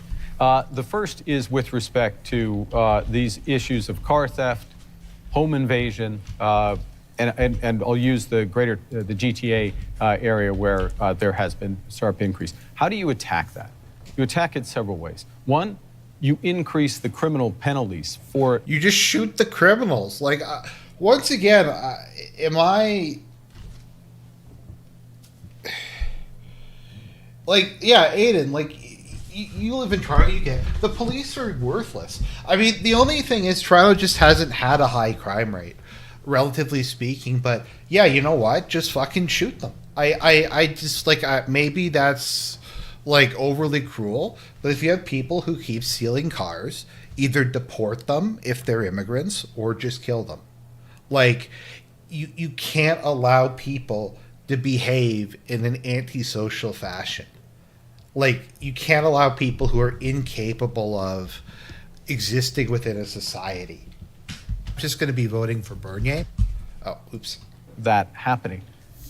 Particularly if you're part of a gang, particularly if you use a firearm. And you will do that? And we're doing so. We've committed to doing so. You put in place a reverse onus in terms of bail so that it has to be proven that there's not a risk, which we've also committed to. And then you go to what Mr. Singh was talking about, which is we have to reinforce our frontiers. That's why we're committing to an extra 1,000 Canada Border Service agents, an extra 1,000 RCMPs. That's why, as part of the broader fentanyl initiative, where we've added to the RCMP there, we've added drones, we're adding helicopters, we're adding surveillance, and we're going to the other end of the chain with respect to car theft, which is tightening security at the ports. This is what we need in order to get results. Like, I get it. Like, people, particularly when they're teenagers, do stupid shit. Maybe they stole a car. Maybe they had some problems, and I get that. But this is like organized rings of people who do that. This is people who make their entire careers like this. We just, like, the fact that this is even a question, like, why can't we just put people in jail? Like, I don't get why this is so well, no, because it's because they're mostly like Somalis. That's why. You need to focus where at both ends of the chains in federal. Jagmeet Singh. Thank you very much. I want to talk about one of the issues that has come up is the idea of the public safety concerns around the overdose crisis and how this is devastating our communities. We're seeing so many lives being lost. In that, we know that one of the ways to address that is by investing in some of the solutions like mental health services and rehabilitation services. Services keep our communities safe, having access to those good services. No, dude, we've tried that. We've tried the services. They spent billions, maybe trillions of dollars on trying to provide them programs in the U.S. It didn't help. Detroit is still Detroit. Compton is still Compton. Gary, Indiana is still Gary, Indiana. Them programs don't work. You have to make it clear to criminals that their nonsense is not going to be tolerated. Like, it's once again. Both Mr. Carney and Mr. Poilievre are proposing cutting government spending and cutting those services. That's not going to make our community safer. We need to see better investments in rehabilitation services, more investments in mental health. We need to respond. We need better investments in executing criminals. I'm sorry if I'm getting like really angry here. I'm just so tired of it. All of the like, I think it's in like where I live. They're like, we're not going to prosecute like theft under $500 or whatever. Like, no, like it's just, there's a time you just have to say stop. And as I've said, I'm someone who has bipolar. I'm someone who is, you'd be hard to find someone who's more sympathetic to people with mental health issues, to how some people suffer. But that's not the issue. It's not. To this serious crisis in our country with care and compassion. I met with Moms Stop the Harm, an organization of moms that have lost their children to this opioid overdose crisis. They've literally had their children have died because of this. And they're saying we need to do everything possible to save lives. Why don't you just kill the drug dealers? Like, Singapore does it. It seems to work. Like, but no, like, none of these people want solutions. To stop this death from happening. And I think we need to listen to those moms, and that's my commitment. Mr. Blanchet. Two things. No, don't listen to moms. That's why we're in this mess. As rapidly as possible. First, we believe that we should act on crime gangs and organizations, defining them as we do for terrorist organization. We have to protect our kids from the violence of those gangs, from the drugs being sold by those gangs, from the guns and whatever else being stolen, sale, being. I think Base Caulfield makes a very important point. There's a difference between a mental illness, which psychopath isn't just some greedy person trying to take your stuff. Yeah, I mean, most of these are they're just like shitty people who can't live in a society because the societies they came from, this stuff was just normal and acceptable. Like, and then they come here and like, as bad as things are, at least if we did what Poilievre was saying, like, people might actually go to jail. Like, there might actually be, some of these people might learn to live in a civilized society. But it's just, once again, the fact that we're even having this conversation, that like we're seeing, okay, is it like multiple murderers, like, are their rights more important than just random people on the street? By those gangs. Sold? And sold. Not sold, being, you purchase a thing and selling, sold, Okay. yeah, sold by those gangs. And we mostly have to protect our kids from being recruited by those gangs, becoming violent at 13 and 14 and 16 years old, because this is the real fear of parents like I am. This is a very dangerous situation. I want to come back to immigration because we said that we would come back to immigration. Do you remember the Century Initiative? A sad memory. Officially, they said that they had not. Well, like I would say, like drug dealers are some of the worst people in society. Like I don't know. Drugs are actually something I've changed my mind on a lot over time, because when I was younger, I used to be more in favor of decriminalization and stuff. But kind of the older I've gotten and the more people I've just seen who have fucked their lives up with drugs, the more I like am kind of back on the like prohibition thing. It's yeah. Not considered Quebec difference. They had not considered Quebec language. They wanted Canada to be a 100 million people country by the end of the century. Mr. Barton told me himself that he had not even thought about the Quebec difference in that analysis. And one of his closest collaborators is now a close counselor to Mr. Carney, which seems to be part also of that kind of. Wow. Okay, the only base comment of the night. So the Canadian elites want Canada to be a country of 100 million people by the end of the century. I think we're currently at 40 million people. And he's actually bringing that up, and he's like talking about Quebec not being ethnically replaced. Project or ideology. So it is impossible for Canada to have all those people come into Canada. It is impossible for Quebec to receive all those people. And in Quebec, we have the language and values and secularity of the state issue, which is very important. So I say, pause. Let's do things properly. Let's receive migrants in an orderly fashion and successfully as a measure of respect for them also. Mr. Polyev, you wanted a word. I speak to families all the time who are terrified by the scourge of. I like how everybody just completely ignored the points about immigration.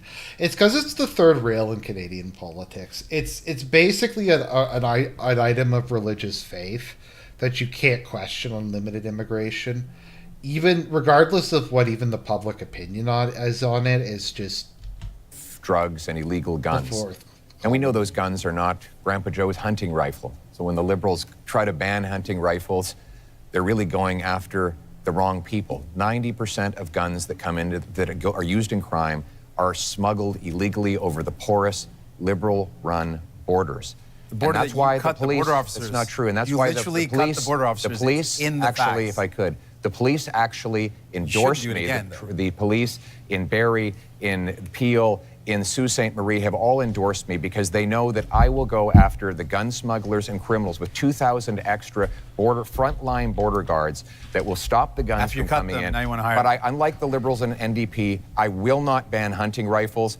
The Liberals want to We never protect. wanted to ban I want to them. That's protect Canadians made up. from criminals. The Liberals want to protect turkeys stop the low IQ interruptions. from hunters. I think we know which one makes the most Mr. Carney, sense. quick intervention, Mr. Carney, then I got a question for each of you before this segment's out. Okay. We absolutely fully support hunting and rights of hunters and Indigenous Canadians. But I want to raise an issue, which is a serious issue, talking about safety. There are people, we're in Montreal, in Toronto, across this country, who fear going to their synagogue, fear going to their community center, fear taking their children, leaving their children in school. And this has to stop. Oy vey, shut it down. What about Shlomo? This is it's totally unacceptable. So what we're proposing is to make it a criminal offense to threaten or to impede anyone from being near or going to their place of worship, their school, their community center. It pains me that when we have to do it, because this is not. Where the fuck did what this we should even be doing come as from? Canadians. Bolero is asking, why isn't this half in French, like parliamentary debates? They had the French debate the other day. That's why this one is fully in English. Of course, Okay. but we will put that in place Let me get respect. And this is a fundamental issue with respect Let me to get 10 anti-Semitism. seconds from each of you before this segment's out on what you perceive to be the biggest security threat to Canada right now. 10 seconds each. Mr. Poilievre. Jagmeet Singh. The physical security threat to our country is the rampant crime wave that is running out of control. After the last decade, we had a 116% increase in gun crime. We need to that's lock 10 up seconds. the criminals. I got to hold you to secure 10 the borders. seconds. Mr. Thank Carney? you. Well, we're in a security section. I think we didn't have a chance to talk about anything internationally. I think the biggest security threat to Canada is China. China, you say? Yeah. Mr. Singh? Biggest security threat, illegal guns and drugs coming across the border and cuts to services that would make our public safety and security even worse. Last word to Monsieur Blanchet. The fact that neither Quebec or Canada is able to protect itself and that we are still dependent and entirely dependent on American to protect us. Okay. Based. Okay. I love how the BQ guy, like, I guess because he doesn't have to care about voters outside of Quebec, he could be a little more honest. That is the end of that section, gentlemen. Up next, energy and climate. Improving pipelines, getting things built, unleashing production. We are unlocking major infrastructure projects, including in conventional energy, oil and gas. We're speaking thousands of dollars a year for each family to pay for the damages of climate change. We can absolutely build important projects like an east-west energy grid. Energy and climate change. I know how much all of you love talking about pipelines, so here we go. Mr. Singh, to you first. Should Canada build new pipelines to get our oil and gas to market? Well, it's not an approach I favor with public money. There's not any projects that are on the table, so it's not a specific project to look at. I favor, when it comes to the environment, building an east-west energy grid that connects low-cost energy and allows for families to reduce their electricity costs. But let's put this all in context. We're talking about what our energy solutions are in the context of a climate crisis. And we're not just talking about a climate crisis in the far future. We're living it right now. I remember I met a mom a couple years ago before I had kids. Does told me anybody she was else worried hate it about when- taking her kids out? Does anyone else hate this when politicians are like, oh, I met this random person that proves something? On some days, because of the forest fires in BC, it meant that it was unsafe for kids to go outdoors. Fast forward to when I became a parent, just a couple years after that, and I literally worry. I'm actually going a bit edgier than I normally do. I don't know if I'm just trying to like entertain you guys a little by throwing some spice in this, but yeah. About the same thing. The forest fires we saw a couple years ago meant that many places that didn't see this before saw days where there was such smoke in the air that it was dangerous for kids. We've seen extreme weather, forest fires, heat domes, floods impacting us. We've got to do everything we can to Thank you, protect our Mr. future. Singh. That's time. Mr. Poilievre, where does fighting climate change land on your list of priorities when it comes to expanding energy opportunities in this country? It lands within our priorities of bringing home jobs while bringing down emissions around the world. Look, the reality is that if we push production out of our country to more polluting countries, it actually makes the problem worse. But that has been exactly the Liberal approach with the anti-development law, C-69, blocking of 15 LNG export plants over the last 10 years. We have seen more of those jobs go abroad. I want to bring them home. My plan will be to approve, for example, natural gas liquefaction and export. If we sent our gas to India, for example, to displace half of their demand for electricity, we could reduce emissions by 2.5 billion tons, which is 3 times the total emissions of Canada. That's the way we bring emissions down and jobs up. It's common sense, and now it's time to bring it home. Thank you, Mr. Poilievre. The next question is for Mr. Carney. How would your government fast-track pipelines and mining projects while also following the Supreme Court decision that requires consent of Indigenous communities? Well, I think... Yeah, this is a big issue. They can't basically build pipelines at all because of, they just have a veto over everything. First thing, and this goes back a bit to where we started, which is recognizing that we are in a crisis. We need to act with maximum force, and having a process and a consultation, but a consultation with a purpose, which is to identify those projects, those investments of national interest that are really going to move the dial in terms of growth, jobs, energy security, while being consistent with long-term competitiveness, which necessarily means lower carbon. And so part of that process is ensuring that First Nations, Indigenous peoples, are there from the start. It also includes their ability to participate fully in those. Okay, so 82% of viewers say that the French dude is winning. I would tend to agree. Projects, and that's why, and I know you, I can tell, like, you've got to tell on when I've gone on too long, so I'll finish up, which is, that's why we're doubling, our proposal is to double the Indigenous Loan Guarantee Program to $10 billion. What does that actually mean? It means an ability for them to invest equity in those projects and be full partners. Thank you. My tell is my clock, and my clock is at 0, so that's how it goes. Monsieur Blanchet, do you still oppose pipeline construction in Quebec, even though a majority of Quebecers now apparently say they support it? We will know about that when we have held the debate about that, which has not begun yet. We are just beginning it. First, we are hearing very creative numbers, and we are being fed nonsense. And we will be back to it in a few minutes, but energy. So here's another thing about the whole. So energy in Canada, we don't really use much carbon generating energy in Canada. If you've ever seen like a map, particularly like where I live in Manitoba, there's so many rivers and lakes. We can get a lot of our power from hydro. In Ontario, they get the energy from nuclear power and hydro. They got rid of all the coal fire plants. I don't even know if they still even really have thermal power in Ontario. So like we already produce most of our electricity from non-carbon sources. So it's kind of just a non-issue. Trade or something. Commerce is from south to north or north to south, and it's true in Quebec also. In a little more than 3 years, Donald Trump won't be in office, and there will be not one more pipeline having been built once we get there. So let's be serious, responsible, and we will be back with the numbers. We don't want to pay in Quebec for such monstrosities which will provide us with nothing. We now move to open debate, and you all will get a chance, or have had a chance, to get the first shot at this. Monsieur Blanchet, it is your turn to get the first shot. Canada has a substantial supply of critical minerals which are in high demand. Are you in favor of allowing these minerals to be mined? Of course, it has to be done properly.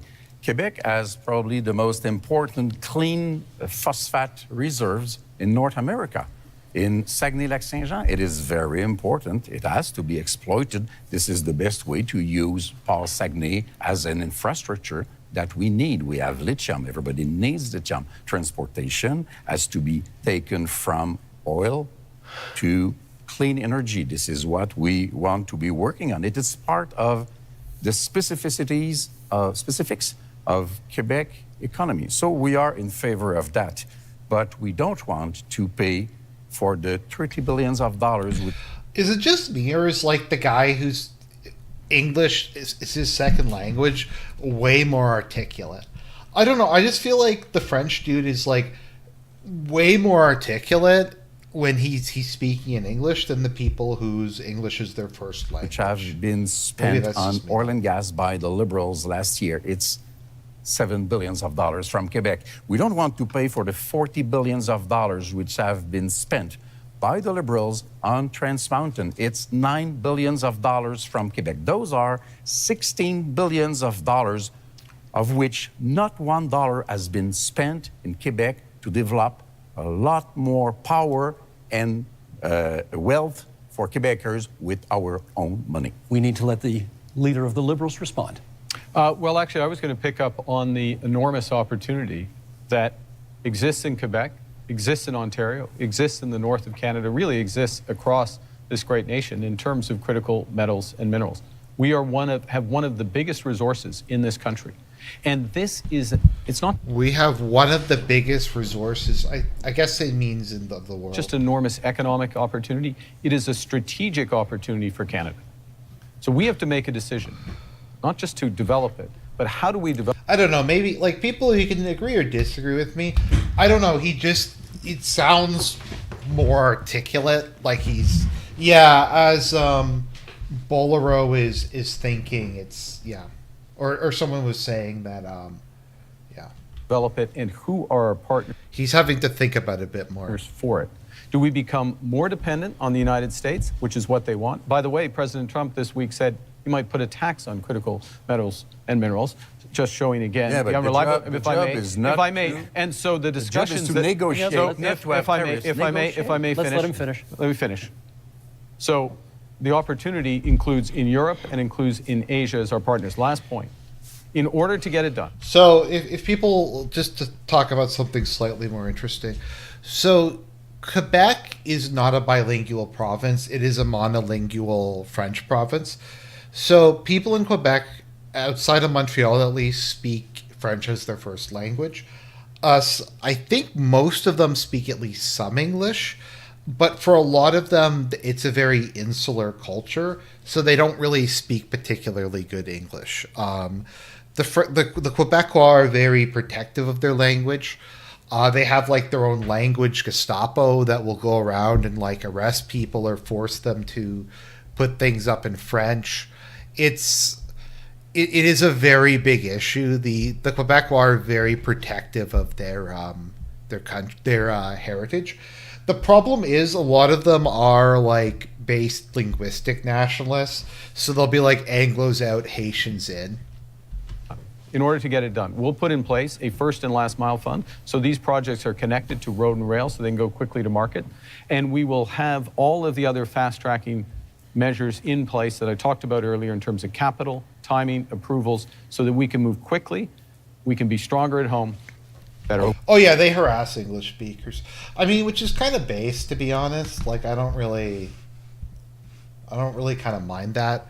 It's just annoying living in a bilingual province where like 2% of the population speaks French, because everything has to be translated. Yeah, so it's Always with the Mr. Singh. approval of Yeah, Quebec? I Mr. think Singh has the sure floor. about that. we should absolutely take advantage of the fact that we've got incredible amounts of critical. Quebec also has extremely religious laws. Like the degree to which, they have they just have very brutally secular laws, which was done to own Muslims, but it hurts a lot of Catholics. Minerals in our country. And the way we do that is with any energy project or any project of this nature, make sure it's got the local community buy-in. It creates good jobs in communities, make sure we are meeting all our environmental needs, and we work with Indigenous partnership. And so I absolutely agree with that. I want to build on something Mr. Blanchet mentioned about the investments that this country has made. What I found very troubling is that the past number of years, the Liberal government record is one where we have spent the most subsidies compared to any other country in the G7 on subsidizing oil and gas.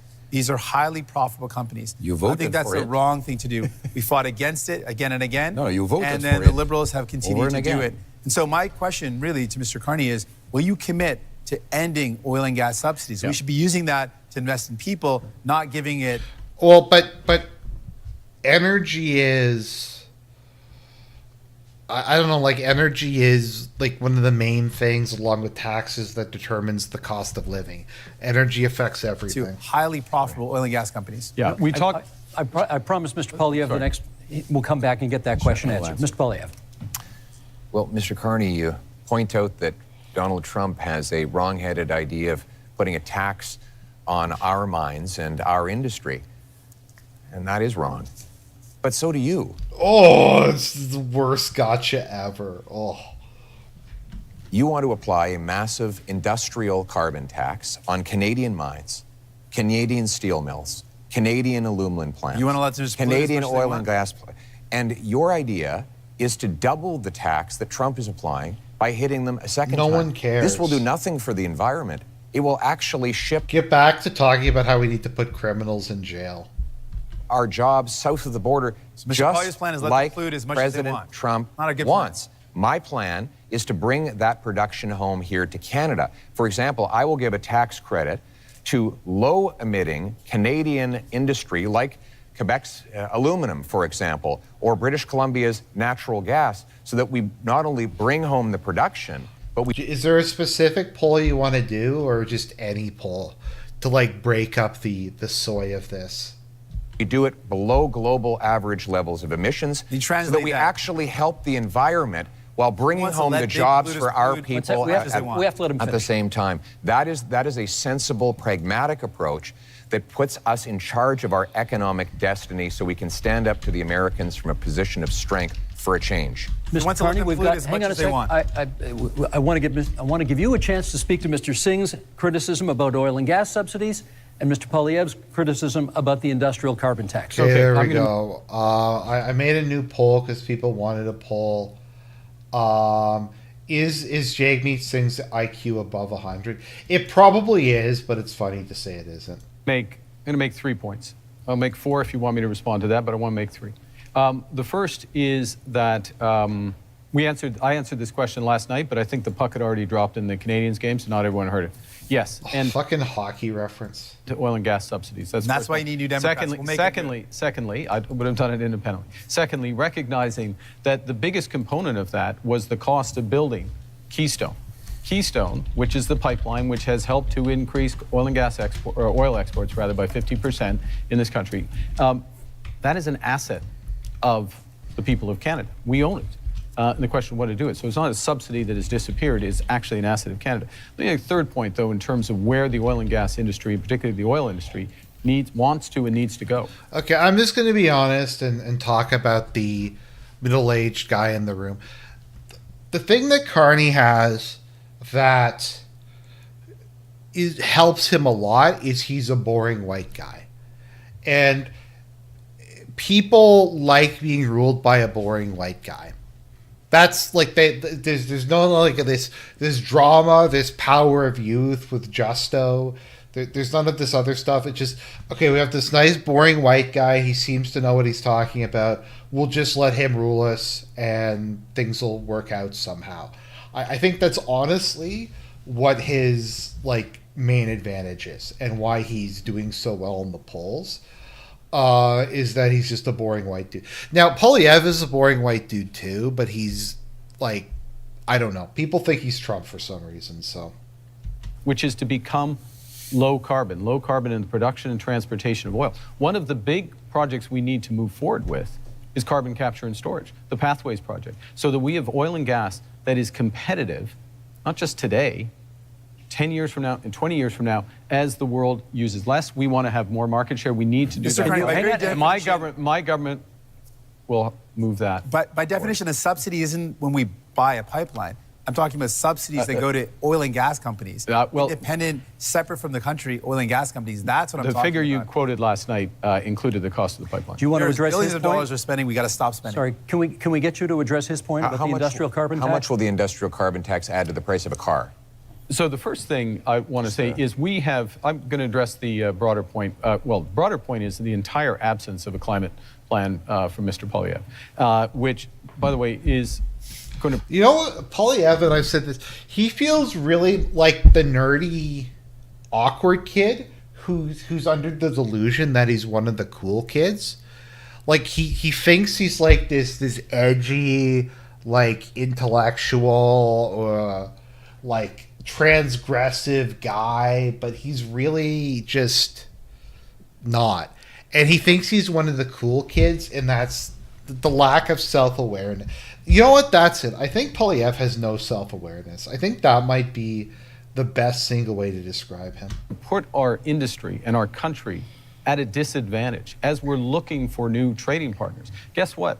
Most people want to deepen our partnership in Europe, in Asia. Those countries care about whether or not you've made progress. Second thing is, we're designing a program so that the big polluters pay Canadians at home for making responsible climate choices, for retrofitting their home, getting their emissions down, or improving otherwise. And that is smart climate policy. It's better for the big polluters, and it's better for Canadians. Pierre Poilievre. Mr. Carney didn't answer my question. I asked how much would an industrial carbon tax on Canadian steel add to the price of a car. He won't answer because he knows that it will be very expensive because there's lots of steel in cars. Now, well, Mr. Carney has temporarily... There's lots of steel in cars. That's the big gotcha moment. But do you know the answer? Hidden the You don't know the carbon answer tax either. is You're just throwing out random questions. Thousands of Just dollars. making it up, though. You don't Extra know. costs. Let him finish. I do know the answer to that question. He's wrong. When you add taxes... Oh, it's so bad. It's so bad.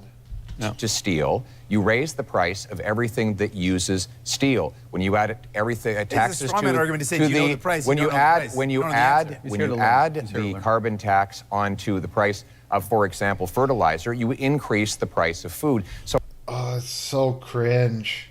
While Mr. Carney has temporarily hidden the liberal... No, aren't cars made out of aluminum now? So I thought they got rid of the steel from cars because they wanted to make them way less so that they would be more fuel efficient. Carbon tax at the pumps while keeping the tax fully in law and planning to raise it after the election. He's also going after a tax on our industry that will ultimately be passed on to you. After a lost Liberal decade of rising costs, we cannot afford a fourth Liberal term. We need a new government that will fully axe the carbon tax, increase the fully axe the carbon tax. Yes, axe jobs that we have here in Canada, and bring down your cost of living. We got just a little over 3 minutes left in this segment. So, Mr. Singh, I want to ask you, do you think climate change is still a priority from Canadians? You're out there. What are you hearing? Absolutely. You speak to any young person and they think, we're seeing climate crisis in front of us happening right now. You speak to seniors who say, we used to be able to live in our homes without air conditioning, and now we're seeing heat crises in communities that never had worries about extreme weather. We're seeing flooding, we're seeing forest fires like never before. We are living in a climate crisis. So Canadians are absolutely worried about it.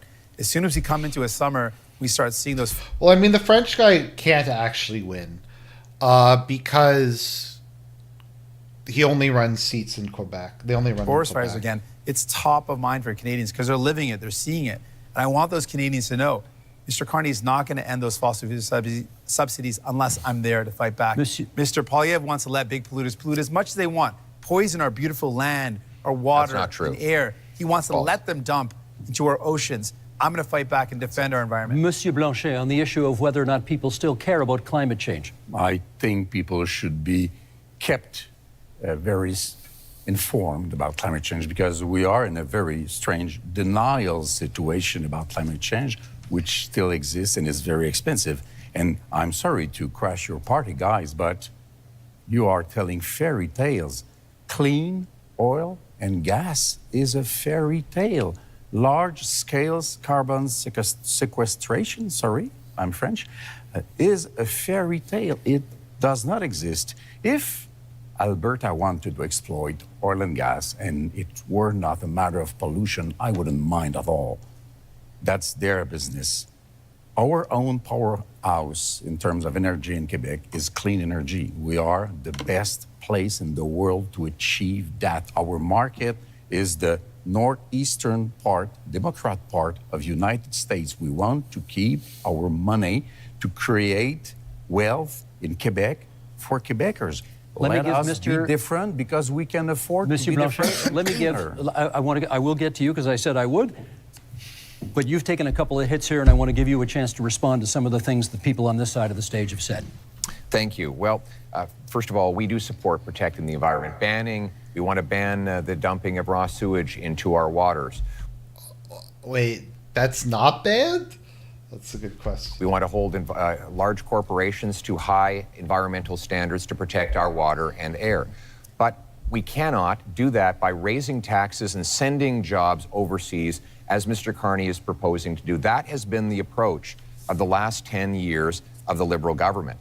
What the biggest companies that develop our resources say is that we need to repeal the Liberal anti-development law C-69, a law Mr. Carney wants to keep in place. They say we need to repeal the industrial carbon tax and get rid of the Liberal energy cap. We need 6 months approvals in order to get are to take back energy security and energy sovereignty. We can summarize that. He wants Carney. to conclude Sorry, as much as Mr. possible. Carney, hang on. Sovereign Last and word to Mr. independent Carney in this change. segment, please. Thank you very much. You know, I was born in Fort Smith in the Northwest Territories, just north of what the oil sands became. When I was born and when I was growing up in Edmonton, early days, it was a fairy tale, quote unquote. But you know what happened? Canadian ingenuity, Canadian engineers, Canadian governments, both the federal government and the Alberta government got together and converted this. The worst pollution If I in the may, world. if I may. The worst May I pollution in finish? the May I world. finish? May I Nonsense. 10 more seconds to False. finish, please. Let him finish his point. That's the opportunity we have. That's the opportunity we have in carbon capture. That's the opportunity we have in small modular reactors. That's the Okay, Zach, what do you mean by Alberta having a semi-autonomous status? Alberta has the same rights as any other province in Canada. Quebec has more rights than the other provinces do, for a variety of different reasons. But no, it's Quebec has more autonomy. But Canada is a very decentralized country. We're really more kind of like a confederation than anything else. Like if we were going to rename the country, like the Canadian Federation or something like that would probably work. But yeah. opportunity we have in hydrogen beyond. This country can be a clean energy superpower. My government will help deliver it. And that is What is it? How do you export clean energy? time for this segment. Gentlemen, let us go to our final theme, which is called Leading in a Crisis. I like how immigration isn't even mentioned. Canadians know how to weather a storm. Canadians know how to get through a difficult time. If, at the end of the day, we end up with the balance of power, Quebec is safer than it could be in any other scenario. Now is not a time for weakness. Now is the time to take back control. Canadians are always I like how the French guy just does it. I love the BQ and just how obvious, like, honest they are. Like, no, we don't fuck the rest of Canada. Fuck the, some other stuff like that. ready when someone else drops the gloves. Okay, leading in a crisis is a pretty broad theme that allows us to explore many different avenues here. So let's get to it. Mr. Carney, you get the first question this time. We haven't balanced a budget in this country in 17 years, and 10 of those years were under your party. You have pledged to get us to a balanced budget in 3 years. Question is, how? So let me put this in the context of leading in a crisis, which is in a crisis, you got to plan for the worst. Worst is that the U.S. actually does want to take us over. Secondly, you got to have a plan. Yeah, that's the plan. Well, if the U.S. wanted to conquer Canada, then, as I've said many times, if the U.S. wants to conquer Canada, I will be a quisling. I will join and help out the invading army. I just want a decent paying job in the occupation administration. That's all I ask. But no, I will totally help out. But you can't plan if Canada just has no ability to defend itself. So who even cares? It's not worth even really thinking about. Plan to build, and that'll include a fiscal plan, and I will get to that in a second. The third thing is you need to respond in a crisis with overwhelming force. You need to think big. You need to move rapidly. The things we've been discussing today are a subset of what we can and should do as a nation, and we can deliver. And government can play a role, but its role has to be catalytic. And so our approach is that we will slow the rate of spending. It's been growing at 9% a year, operational spending, program spending, away from transfers. It's literally the meme. We're going to cut the rate of we're going to cut the rate of spending increase. We're not actually going to cut spending. We're going to cut the rate of spending increase. 9% a year. We'll slow that to 2%. We will focus on a small amount of capital spending by the federal government. I just ask this, if you're going to invade Canada, just keep it as a protectorate or occupy it and don't let it become a state. Canada is about the same size as California population-wise, and it would vote the same way as California. If you let it become a state, it's just going to be, yeah. In order to drive enormous private investment up to $500 billion by 5 years. Thank you, Mr. Carney. Ukraine surely constitutes a crisis. Leading in a time of crisis, Mr. Poilievre, question for you. If the United States withholds support from Ukraine going forward, do you believe Canada should commit more to assist? I believe we should continue to support Ukraine. Our party supported donating missiles that the Canadian military was decommissioning. We supported funds and other armaments to back the Ukrainians in the defense of their sovereignty. We also need to rebuild our own Canadian military. Like, once again, like, he won't defend our border. He won't stop the invasion on our border, but he will send money and stuff to go stop the invasion of Ukraine's borders. Because the Russians want to make incursions into our waters. We'll be buying 4 massive Arctic icebreakers. I'll be opening the first Arctic base since the Cold War in Canada, CFB Iqaluit. We're going to double the size of the Arctic Rangers and fill the vacancies in our Canadian armed forces. We need a change to rebuild our military, which has been so disintegrated under the cuts and the mismanagement of the last 10 years. But we can have a change because we have the best soldiers, sailors, and airmen in the world. No, we and don't. they will have full back. No, they're just like, I don't know. I'm sure that the Canadian, like, so they're just so cocked. They're so like, From my government, if you give me the honor of becoming Prime Minister. I may come back to that one in the open forum Thank because you. I'm not sure we got an answer about Ukraine on that one, but okay. Well, Going on. Monsieur Blanchet. the answer was yes. We'll get more details, perhaps, as we go forward.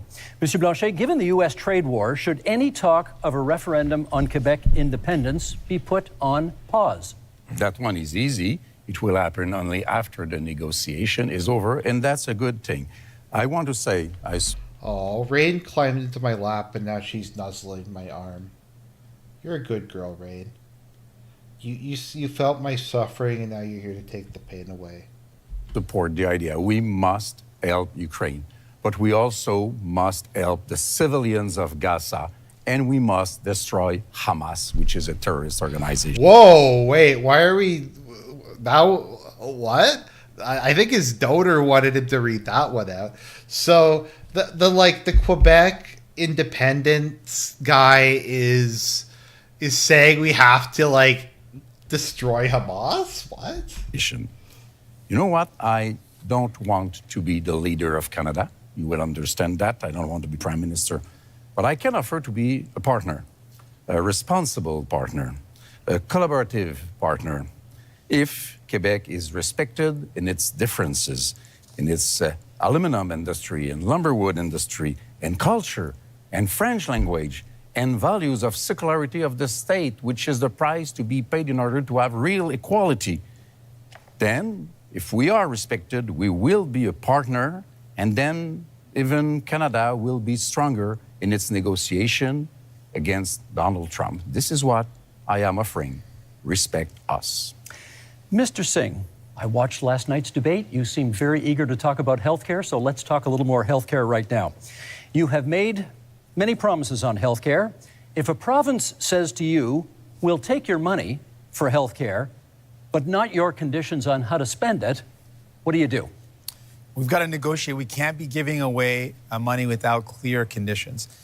We're in a healthcare crisis right now, and a crisis that is hurting people across this country. People are waiting desperately in line in emergency rooms for hours and hours. Seniors are waiting for years and years to get the care that they need for surgeries that would remove pain or help them. You're a good kitty, Raid. You just bite a bit too much. We're going to have to work on your biting at some point. Deal with mobility issues. We're in a serious crisis. Healthcare workers are burnt out. They are overstretched.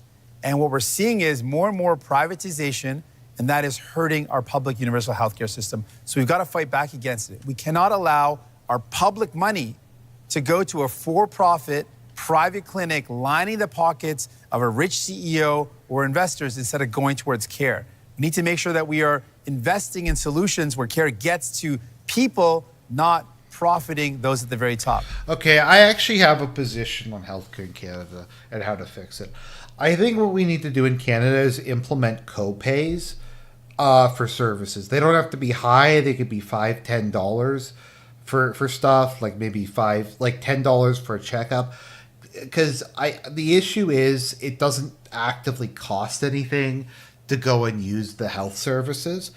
And I think a lot of people just use them because they're there, particularly a lot of people from third world countries who don't understand how these things work. Is I think if they implemented some copays, if just as a way to discourage frivolous use, I think that would help out. I don't know how much money that would raise.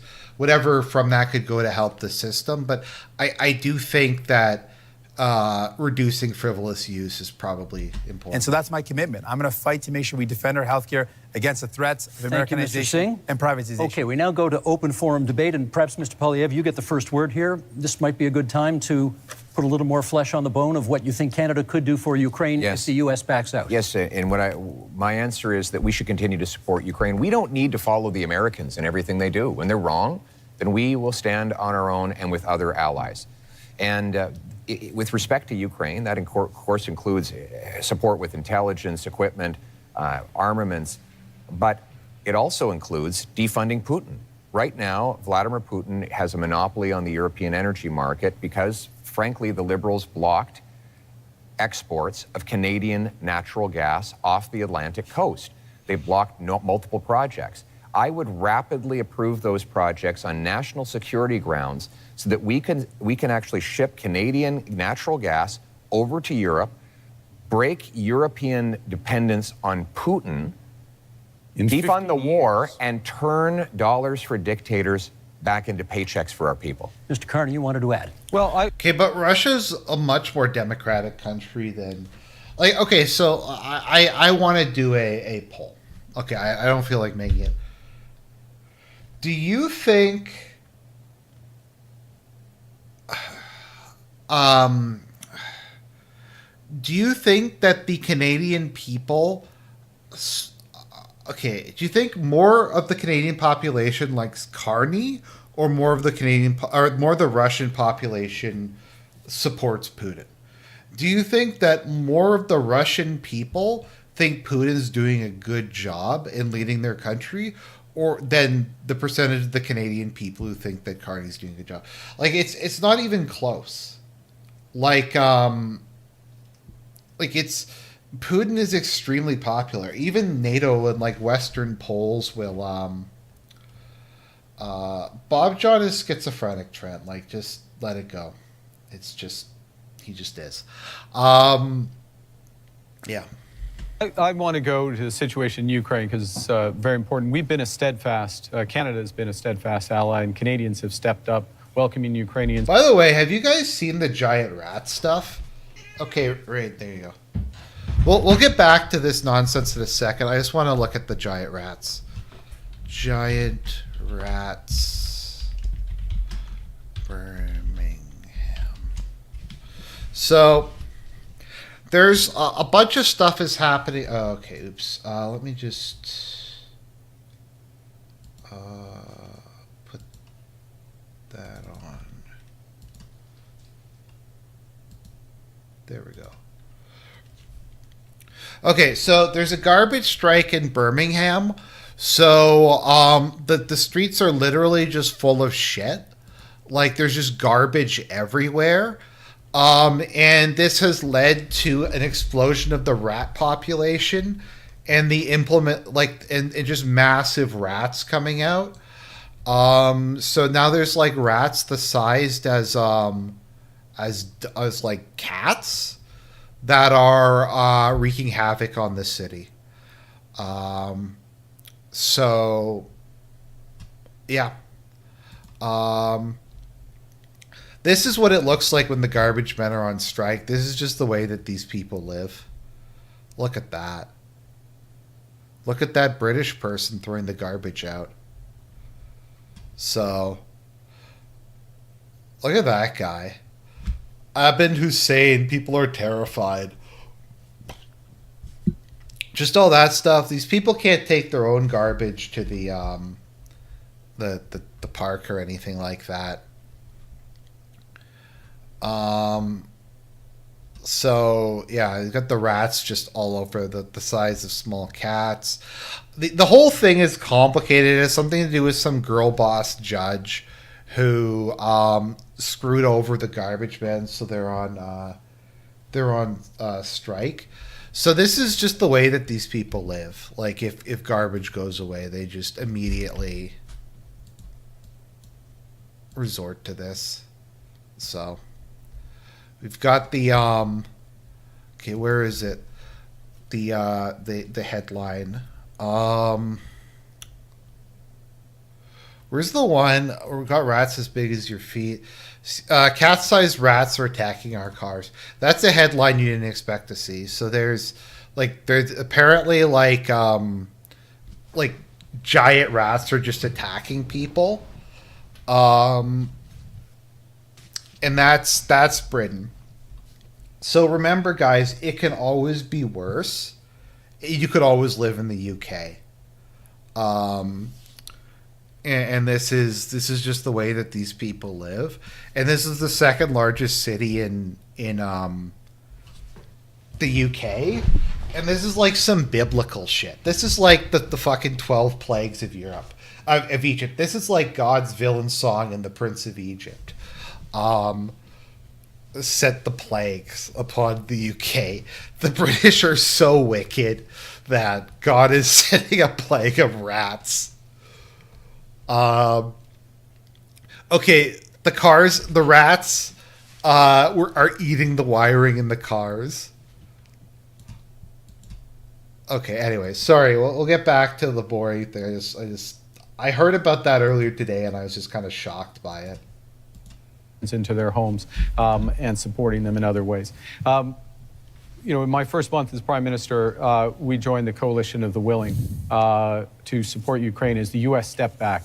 So, they're joining the Coalition of the Willing. Led by France, the United Kingdom, with Ukraine, number European nations, Australia, ourselves, New Zealand. That's an example of how the new world is going to be. Canada participating in these areas and helping. Joining like a military conflict with Russia. That's this maniac's plan. The Coalition of the Willing's like master plan is to send troops into Ukraine to get slaughtered and hope America bails them out. That is the Coalition of the Willing, to start like a hot war with Russia. It also means open trade. Mr. Poilievre voted against free trade agreement with Ukraine. It means aid for Ukraine. Mr. Poilievre wants to cut. How would a free trade agreement save Ukraine? Like we're just throwing shit out there. Foreign aid, including for Ukraine, or not. He didn't mention support for aid for Ukraine. We have to stand by them. We have to be there, and this government has been. Mr. Singh. New Democrats absolutely support standing with Ukraine, and will continue to do that. But I appreciate the opportunity in talking about leadership in crisis, talk about many of the crises that we're up against. And one of the crises we're up against in our country, with the threat of Donald Trump, with the threat of the trade war, and with the privatization and Americanization of our healthcare system, is the healthcare system. And what we have learned today, Mr. Carney mentioned slowing operation spending. That's a cut to services. He said his plan.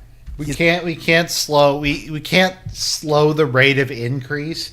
We just have to spend more and more and more, and that's just the way it is. It's a plan to balance the operating budget within 3 years. That's going to require massive cuts to spending. We calculated that at $43 billion in cuts.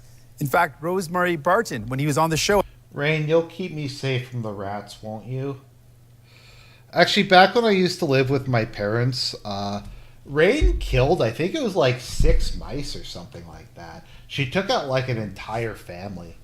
On February 16th, he said he would cut spending. He said it would be in operations. He defined it as transfers in health. And finally, longtime Liberal and former House Leader Karina Gould said that Mr. Carney's plans would mean massive cuts. That's the only way to achieve it. So, Mr. Carney, you think it is leadership to cut health care at a time when it is in crisis? I think it is wrong. We can't do that. We will not cut transfers for healthcare. We will not cut healthcare spending, full stop. But we'll Mr. have Carney, a detail, if I may. Who do we believe, Mr. Carney today, or the one he spoke on Rosemary Barton's show on February 16th, the one that repeated again that he would cut spending? Who do we believe? If I may, consistently said, we'll preserve all transfers to the provinces, including the increases. We will preserve all the transfers to individuals, I won't detail them all, but there. So we're looking at addressing an operational spend, which is about $150 billion. We will address that. We will make it more efficient, and we will do it in 3 years, and we'll balance that budget. Monsieur Blanchet. I am 6 minutes behind Mr. Carney, so I will speak a little bit longer. First, I will support any initiative which will bring Canada aligned with Europe and NATO in order to be stronger and facing new threats. Good. I believe that 2% won't be enough. I'm not more in favor of war than anybody else. But seriously, what the fuck? Like, the UK has to be the least serious country on earth. Like, it's not run by serious people. It's not run by, like, adults. You have a fucking plague of rats infesting your second largest city. And you have this coalition of the willing bullshit. We have him and Macron wanting this like, he's spending sending $5 billion to Ukraine. Take a fucking, I don't know, some of it, and just, I don't know, get everybody out and just gas the fucking city. Pay someone to pick up the fucking trash. Like it just shouldn't be a thing. It's worse than the stuff I've seen in third world countries. They have rats the size of fucking dogs just attacking people. Like, it's just so. But we have responsibilities, and our main ally is removing himself from the stage. So we have people, which basically I'm just going to skip ahead a little.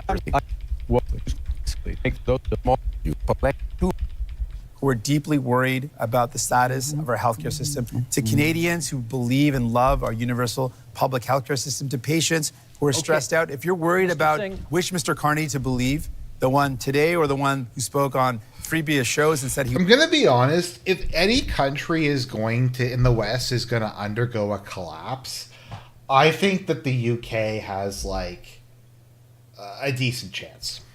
I don't mean like based. We're gonna have gamers are gonna rise up and it's gonna become like a fascist state. I just mean a basic social collapse, because the UK is so dysfunctional. Its economy is so fucked that the population is so antisocial. Like, I could see the UK just having a widespread civil. But isn't that basically what fucking giant rats attacking people in the streets? Like, you would cut, vote for New Democrats, and we will fight to defend our health care. I think your we will never supporters let would really anyone like cut to it. hear what you have to say about this question, and we have less than 5 minutes for it here. What role should Canada play in the other major international crisis in this world, in the Middle East and the war in Gaza? Pierre Poilievre, would you start us off on that? What role can Canada play? Oh, here comes the cringe. Well, first of all, we must condemn Hamas. Why? And more importantly, the terror sponsors in Tehran who initiated the attacks, the horrific attacks of October 7th. No, that's not true. Like, I'm pretty sure, didn't the Israelis admit that I think the Israelis and the Americans admitted that Iran wasn't behind it. We need to defeat the terrorists so that all the peoples of the world can live in peace and defend the right.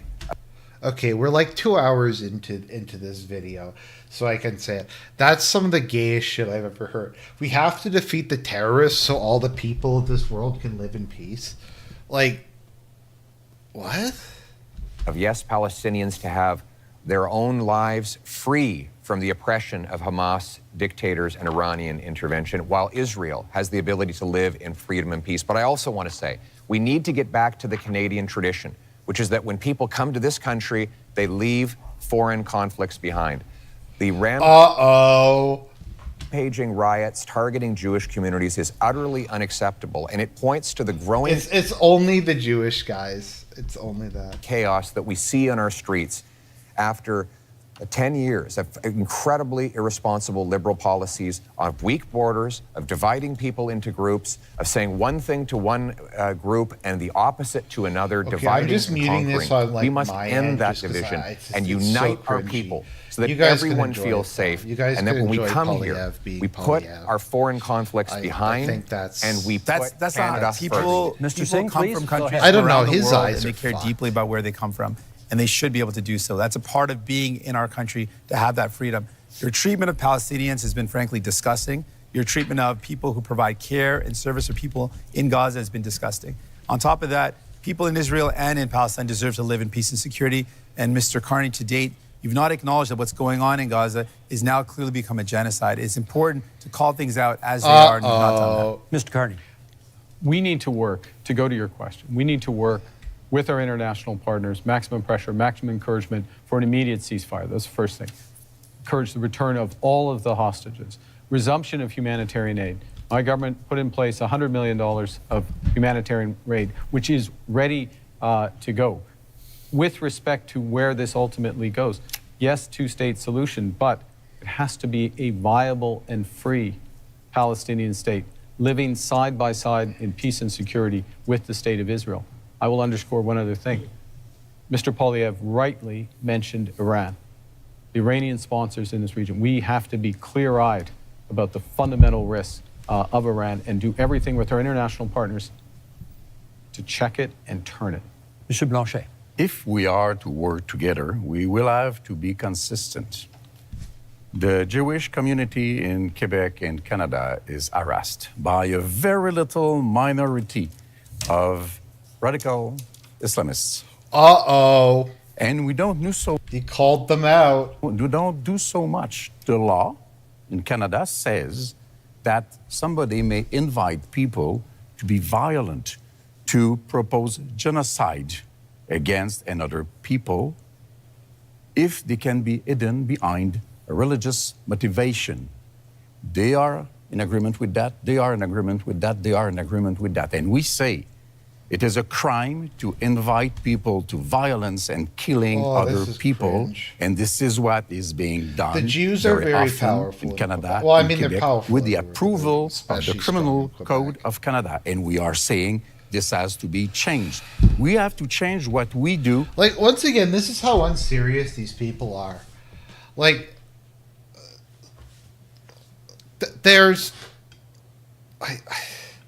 We talked about, like, rampant car theft. We've talked about all this other nonsense, housing prices. But we're going to, like, Canada's focus should be on Iran.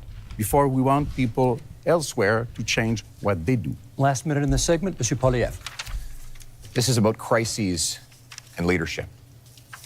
And one crisis we have, hopefully, how to fraud in the temporary immigration system and ensure that the people were... Okay, I'm sorry, I can't do any more of this. This is so bad. Like, this is horrendous. I'm not gonna, like, I think we get the idea of what we have. So, we have Carney, who was the bland, boring white guy, but bland and boring in a way that appeals to voters. We have Poilievre, who feels like some, like, stroke victim who's addicted to Adderall, who thinks he's one of the cool kids when he isn't.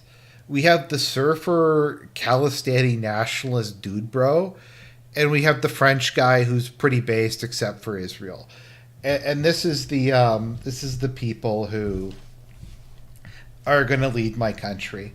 So I don't know. I think I'm fucked. Once again, I had no expectations going into this. At least I'm going to be governed by, like, another member of my people, even if they're going to fuck me over. At least I'm not going to have to suffer the indignity of being governed by Jagmeet Singh. So that's something, at least. That's something. Anyways, guys, that's all. I can't do any more of this. This is just, it's the worst shit. Hopefully you guys took some enjoyment or amusement out of it. Hopefully you people understand my pain of living in this country. But yeah, so God bless everybody. Have a nice Easter. I might do I kind of want to do maybe a religious meditation tomorrow about the cross. Particularly, I wanted to talk about the parable of not the parable, but the good thief, which is always one of my favorite Bible stories. So maybe we'll talk about that. But anyways, have a good